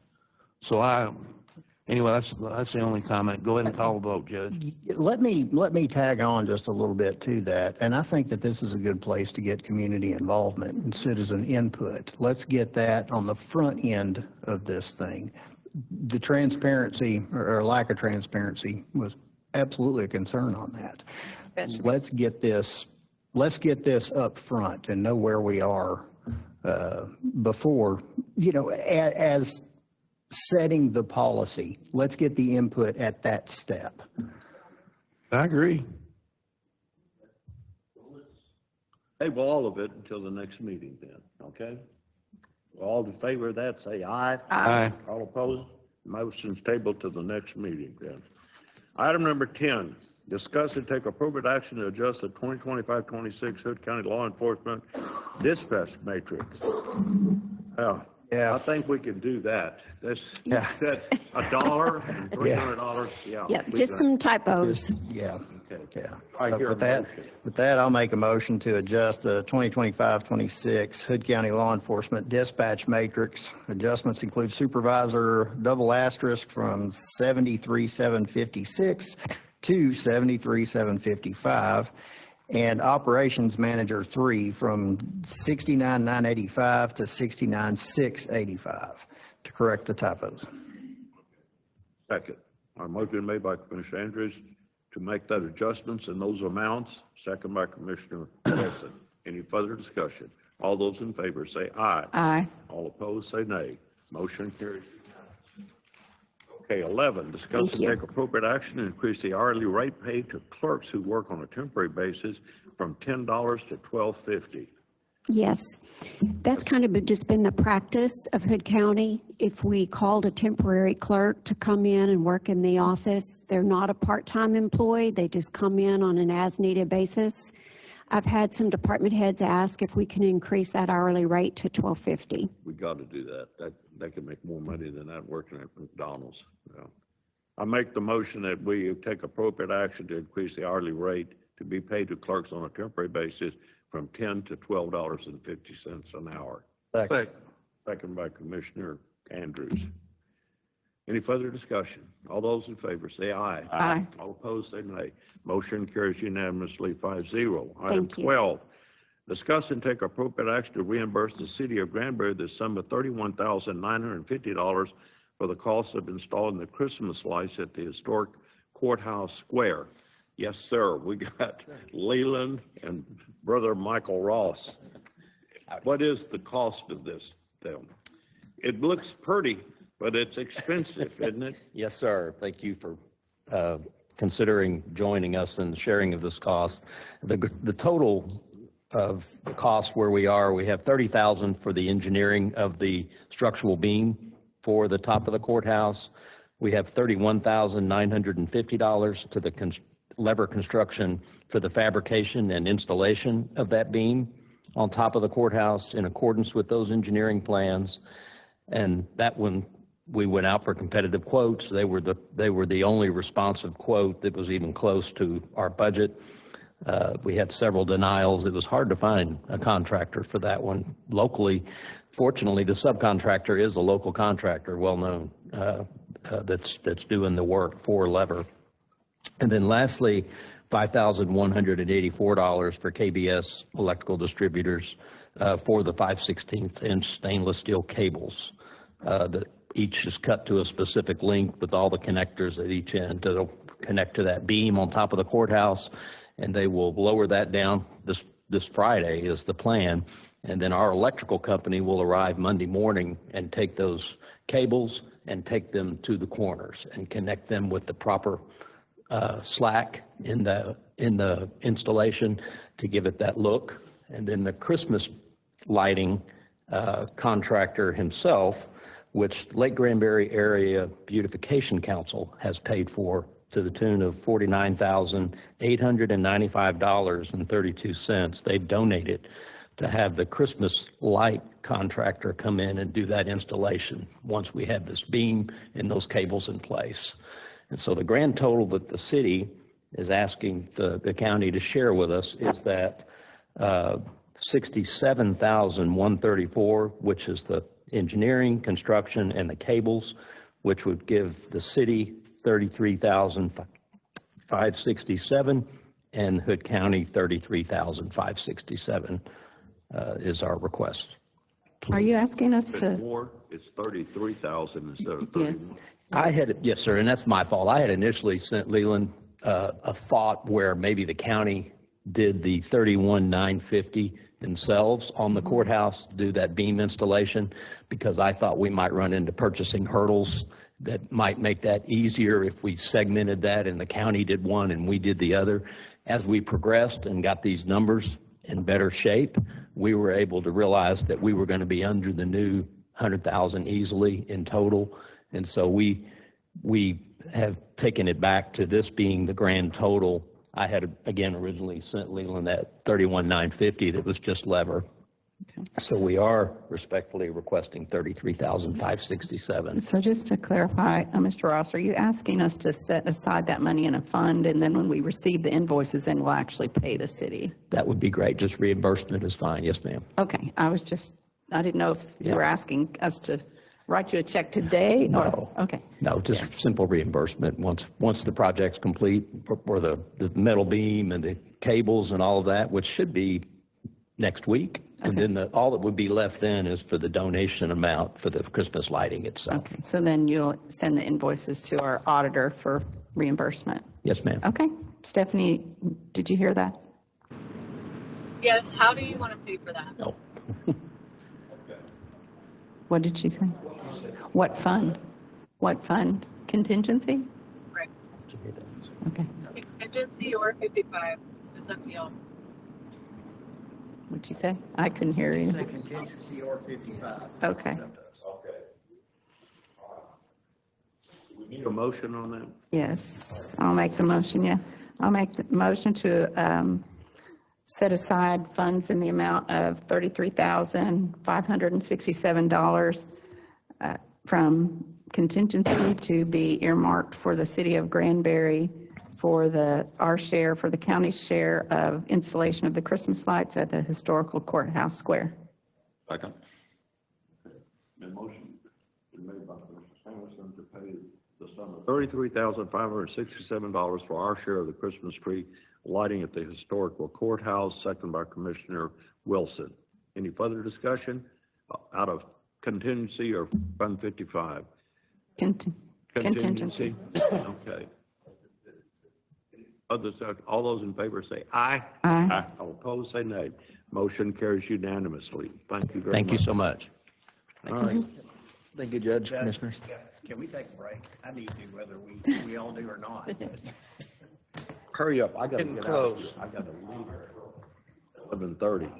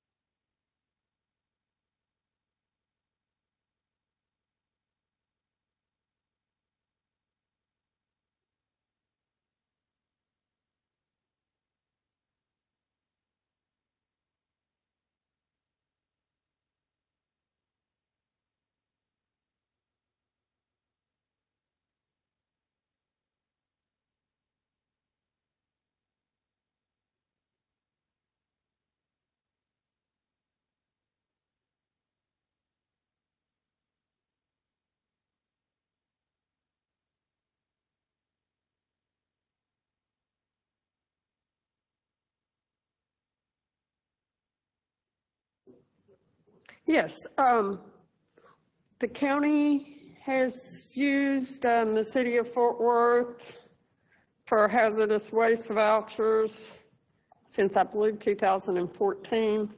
This is just an increase in expenses. I have a line item account in account 103, which is the Citizens Collection Station, that totals $15,000. So if we're going to allow the city of Fort Worth, y'all are going to allow us to issue vouchers, we need the judge to sign this interlocal. Okay. All right, I hear a motion.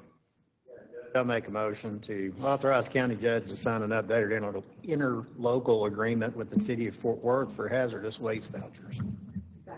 A motion been made by Commissioner Andrews to authorize the county judge to sign the updated interlocal agreement with the city of Fort Worth for the hazardous waste vouchers, second by Commissioner Samuelson. Any further discussion? All those in favor say aye. Aye. All opposed say nay. Motion carries unanimously. Item number 14, discuss and take appropriate action to allow the use of the courtroom in the historic courthouse for an area-wide hymn singing event on Saturday, December the 6th, 2025, from 4:30 p.m. to 7:30 p.m. and allow the placement of 6 small signs on the sidewalk around the historic courthouse. We allow this every year. Sheriff, you going to be there to? Yes, I'll take care of the security. I'll be there. Okay. Based upon that, I move that we allow the use of for the hymn singing event as long as the sheriff doesn't get to participate in the singing. Okay? Second on that one. That was a unanimous, all the commissioners seconded that motion, Sheriff, so hold down on the hymn singing. I'll please. stay downstairs and be quiet. Okay. All those in favor say aye. Aye. All opposed say nay. Motion carries unanimously. All right, item number 15, discuss and take appropriate action to allow the monthly reports and bank statements to be moved to the first court following the month end. For example, September would be presented to the court on the first court in November. It is currently on the last court of October. So that is you. Are you still up there, Ms. Matlock? I'm here. All right, so this is your motion. This will make it a lot easier for you. Is that what you're telling us? Yes, with the changes in the timing for our open meetings, it will just add a little bit of buffer for each department to provide us their monthly report and for us to review it and then send it over to the court. Okay. Well, we want to do whatever it takes to please you. So if that makes you happy, I'm sure that we'll all do. It helps Also everybody helps out all the departments. Okay. Gives them a little more time. Yeah. Yeah. Do I hear a motion? Move that we allow the monthly reports and bank statements be moved from the first court following mid-month end. For example, September would be presented to the court in the first court in November rather than the last court in October. Second. So allowing Ms. Matlock to make the change to the first court following the month end, made by Commissioner Wilson, second by Commissioner Samuelson. All those in favor say aye. Aye. All opposed say nay. Motion carries unanimously, 5-0. Item 16 was pulled. Item number 17, discuss and take appropriate action to authorize the county attorney to offer the purchase of the Granbury Regional Radio Network from the city of Granbury not to exceed $1 million with a required 10-day response time. Yes, sir, we do have one speaker here, Mr. Richard Hayes. Let's pronounce it. Good morning, Judge and Commissioners. Last week, this commission authorized a review of the Granbury Regional Radio Network to see how it's set up and analyze it in detail. And it seems it would be prudent to postpone any discussion of purchasing the radio network until after that study comes back, so you have assurance of what it is you're making a purchase offer for. So I'd encourage you to table this item until after that study is back and you know exactly what the radio system is. Thank you.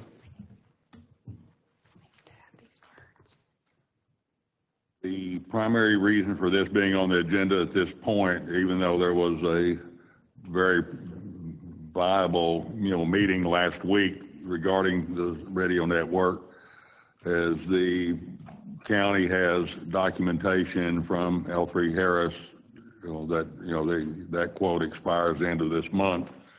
And so, I still think since the county has the highest percentage of radios, that it still should either, if we can't, get to where they've got more of a voice in how the things are processed, then the county still should need to go out and develop their own core. And we have quotes for that. And that's the reason for, offering the $1 million with the 10-day response time. Lowry, were you signed up to speak on this?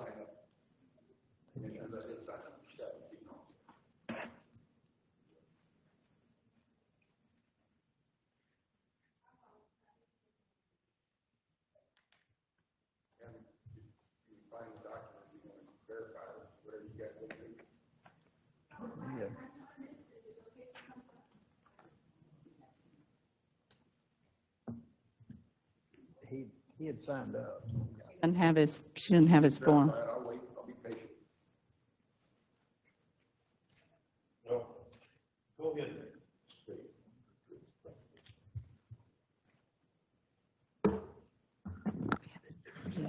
Again, Mark Lowry, I live in Hood County, retired law enforcement. I read this, and I was here, I think it's been about a year or so ago, when there was this agreement, a study, and you all decided to go with the city, county cooperation to have these radio systems brought in. I believe there were some studies. I think Weatherford came into the equation at some point. I'm a little confused why now, or why the county wants to buy that away when we had a partnership, I thought, for the radio systems to work. In a time of crisis, we all have to work together. The radios have to work. My experience oftentimes, unfortunately, is in law enforcement, despite the fact that we all want to say we all get along and work together, my experience through my years of experience is it doesn't really work that way sometimes. I hope this isn't. There are toys. We want our toys, and the city will have their toys. We got bigger toys and they got toys. I hope there's been some thought through this, because a partnership, one, it gets you force multiplier when it comes to purchase, being able to purchase things and continue leases. You'll have a better bang for your buck if you're partnering up with other agencies, number one. Two, the spirit of cooperation. The system should work together. If we have a crisis right now, everybody's got to be talking to everybody. Everybody's got to be on the same bandwidth. If we're starting to separate that, I think it's very dangerous for our officers, our emergency first responders, and the community. That's all I have to say. Thank you. Okay. Do I hear a motion? Move that we authorize the county attorney to offer a purchase for the Granbury Regional Radio Network from the city of Granbury with a not to exceed of $1 million with a 10-day response time. Do I hear a second? I'll second it. Okay, you got a motion to authorize the county attorney to offer the purchase for $1 million for the radio network, made by Commissioner Wilson, second by County Judge Massengill. Any further discussion? I'll just echo, what Mr. Hafe said, is that we've already decided to work with an expert to figure out what the best path forward is in conjunction with other municipalities and counties around. So this just isn't the right time to do this. Yeah, and I agree that we should kind of analyze this, and I am pretty sure that the $1 million, they're going to say no. Yeah, I mean, we haven't done any analysis. I've talked briefly with our auditor about how to come up with a valid number, but then we spoke with, Commissioner Eagle brought the experts in, and we agreed to do that. So this is really not the time to do this. Aye. Aye. Oh, sorry. I'm sorry. Sorry, no. I'm sorry. Yes, that was a. All opposed, say nay. Nay. Ayes have it, 3-2. Okay. Judge, you weren't saying a card laid's a card played, were you? What? I heard a yay.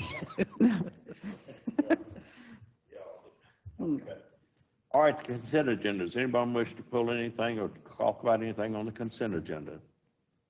If not, do I hear a motion? Move that we approve the consent agenda as stated. Second.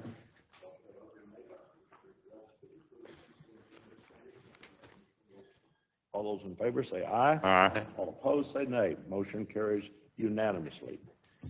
Okay, no road ops, right? So now development. Mr. Clint Head, set a public hearing for the following replats, Sunrise Bay and Nassau Bay. What's the date? November 25th. November 25th? Yes. November 25th of 2026. Do I hear a motion? 25. 25, yeah. Yeah, I'll make that motion to set a public hearing date for November on these two issues, 1 and 2, for November 25th or 6th? 25th. 25th, 2025 Commissioners Court. Public hearings for November 25th, 2025, second by Commissioner Wilson. Any further discussion? All those in favor say aye. Aye. All opposed say nay. Motion carries unanimously. Update on the construction plans for the unbuilt portion of the Rancho Brazos. Yes, sir. All right, this is just ministerial. No actions need to be taken on this, just to inform the court to follow the regulations that the construction plans for the unbuilt portion of Rancho Brazos have been reviewed and approved by development and the contract reviewing engineer. The final plat for this section was recorded in October 9th, 1969, so there's no plat involved. We're just trying to build the streets to today's standards. That's it. No action. Okay. Item number C, discuss and consider accepting the proof of funds letter in lieu of performance bond and accepting and signing the development's agreement for the unbuilt portion of Rancho Brazos Precinct 3. Yes, sir. Yep. Development's received a proof of funds letter. This is a little different than anything we've ever dealt with. They're not financing, they're self-funding. And the bank has sent us a letter saying they had proof of funds in their bank account. And really the only thing we have in our regulations is for if somebody wants to do a bond, but we allow for letter of credit, which we have no example for the letter of credit. We have no example for somebody self-funding. So just asking the court to approve the proof of funds letter and the developer's agreement for the unbuilt portion of Rancho Brazos and Precinct 3. The streets were never constructed. Like I said, the plat was recorded in 1969. There's no plat to be considered. Just need the court to vote to accept the proof of funds letter in lieu of the performance bond and to accept and sign the developer's agreement. Okay, do I hear a motion? Move that we accept the proof of funds letter in lieu of performance bond, accepting and the signing of the developer's agreement for the unbuilt portion of Rancho Brazos. Second.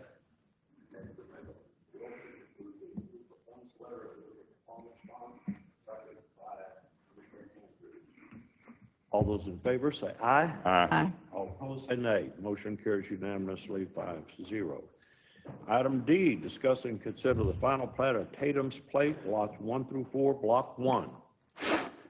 This final plat, lots 1 through 4, block 1, is the subdividing of a 9.04 acres tract that is part of the Claiborne-Arrington survey and abstract 9 in Hood County.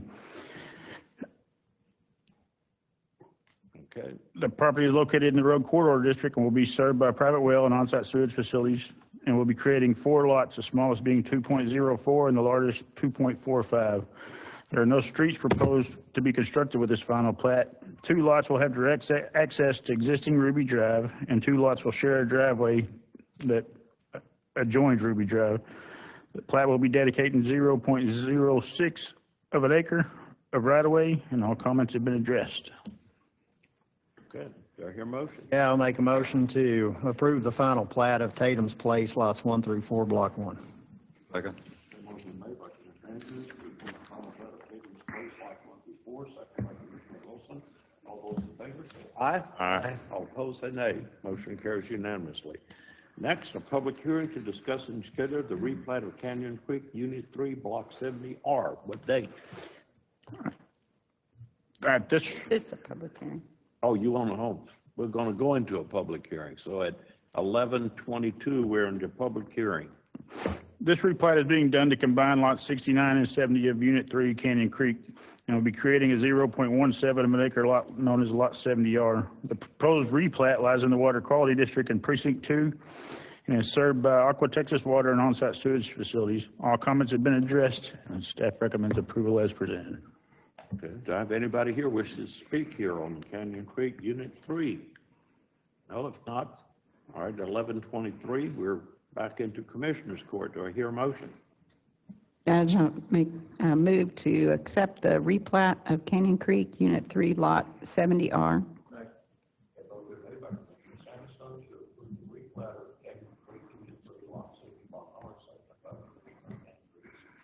All those in favor say aye. Aye. All those opposed say nay. Motion carries unanimously. Now at 11:24, we're in a public hearing to discuss and consider the replat of the Landings East, Lot 3749R. Yes, sir. All right, are we in the public hearing? Yeah, we're in Okay. public hearing. All right, this replat is lots 3749 through 3782 of the lots at Landing East. It's being done to reconfigure a few lot lines to create a reserve area F and to dedicate a 50-foot taxiway easement. The proposed replat lies in the Water Quality District and is served by AMUD Water and AMUD Sewer. All comments have been addressed, and staff recommends approval as presented. Okay. Any of the public here wishes to make a comment here on the Landings East? If not, here at 11:25, we're back into Commissioner's Court. Do I hear a motion? I move that we approve the replat of the Landings East, lots 3749R through 3783R and reserve area F.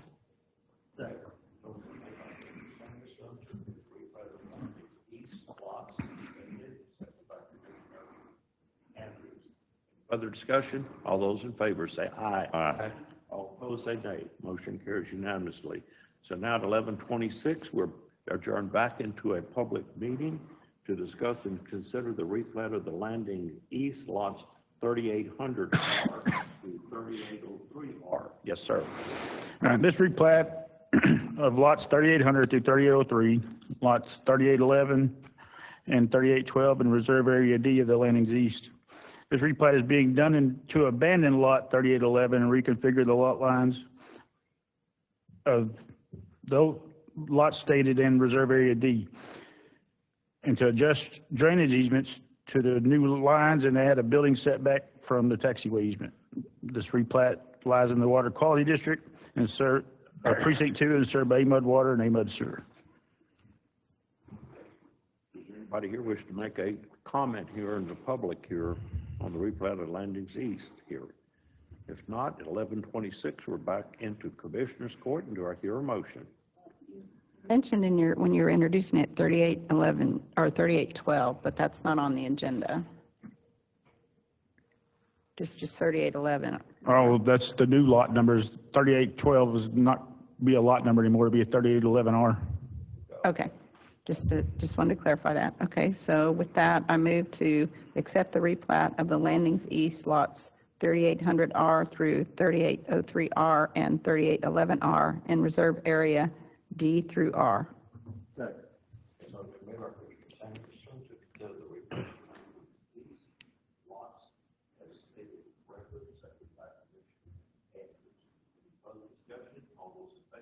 Aye. Aye. All opposed say no.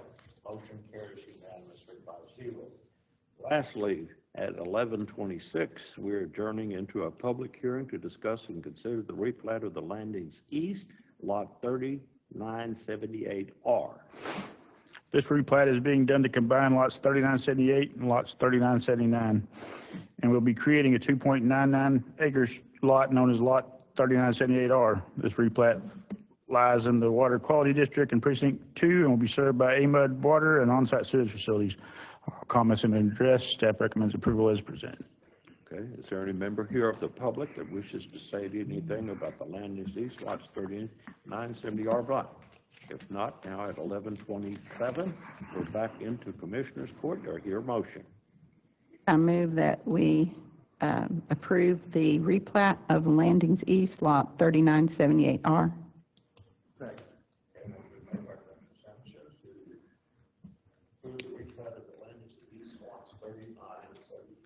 R, second by Commissioner Andrews. Any further discussion? All those in favor say aye. Aye. All opposed say nay. Thank you. Thank you. Financial, Ms. Stephanie Matlock, are you still with us? I'm here. The auditor's office has reviewed all the invoices and recommends payment. You recommend payment? Has the amount changed due to those invoices that were, or those payments that were avoided? Yes, We need to change. I'm sorry?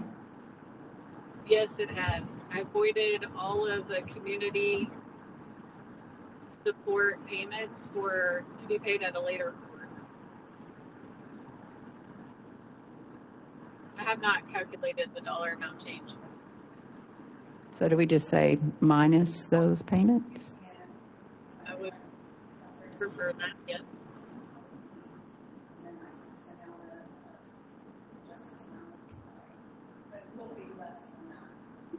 Okay.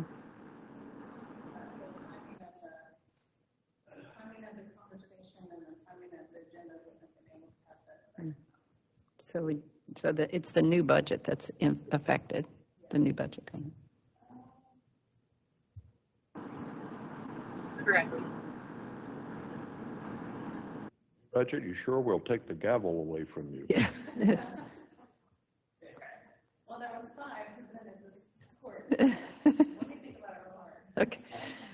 All right, with that, I'll make a motion to pay the bills in the old budget in the amount of $711,611.56, and the new budget, $181,210.67, minus the payments that were voided by the county auditor. Second. Any further discussion? All those in favor say aye. Aye. All opposed say nay. Motion approved 5-0. Thank you, ladies and gentlemen, and with that, we are. Wait, we got to do the constable precinct 1. Review of County Precinct 1 financial records. I'll make a motion to, did you gonna say something? I was going to say the auditor's office has reviewed and audited the constable and recommends that the court accepts the audit. Okay. All right. With that, I'll make a motion, we accept the 2025 review of Constable Precinct 1 financial records. Second.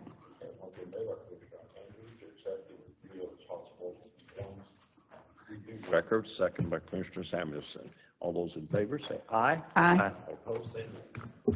Carries unanimously. And with that, at straight up 11:30, we are adjourned.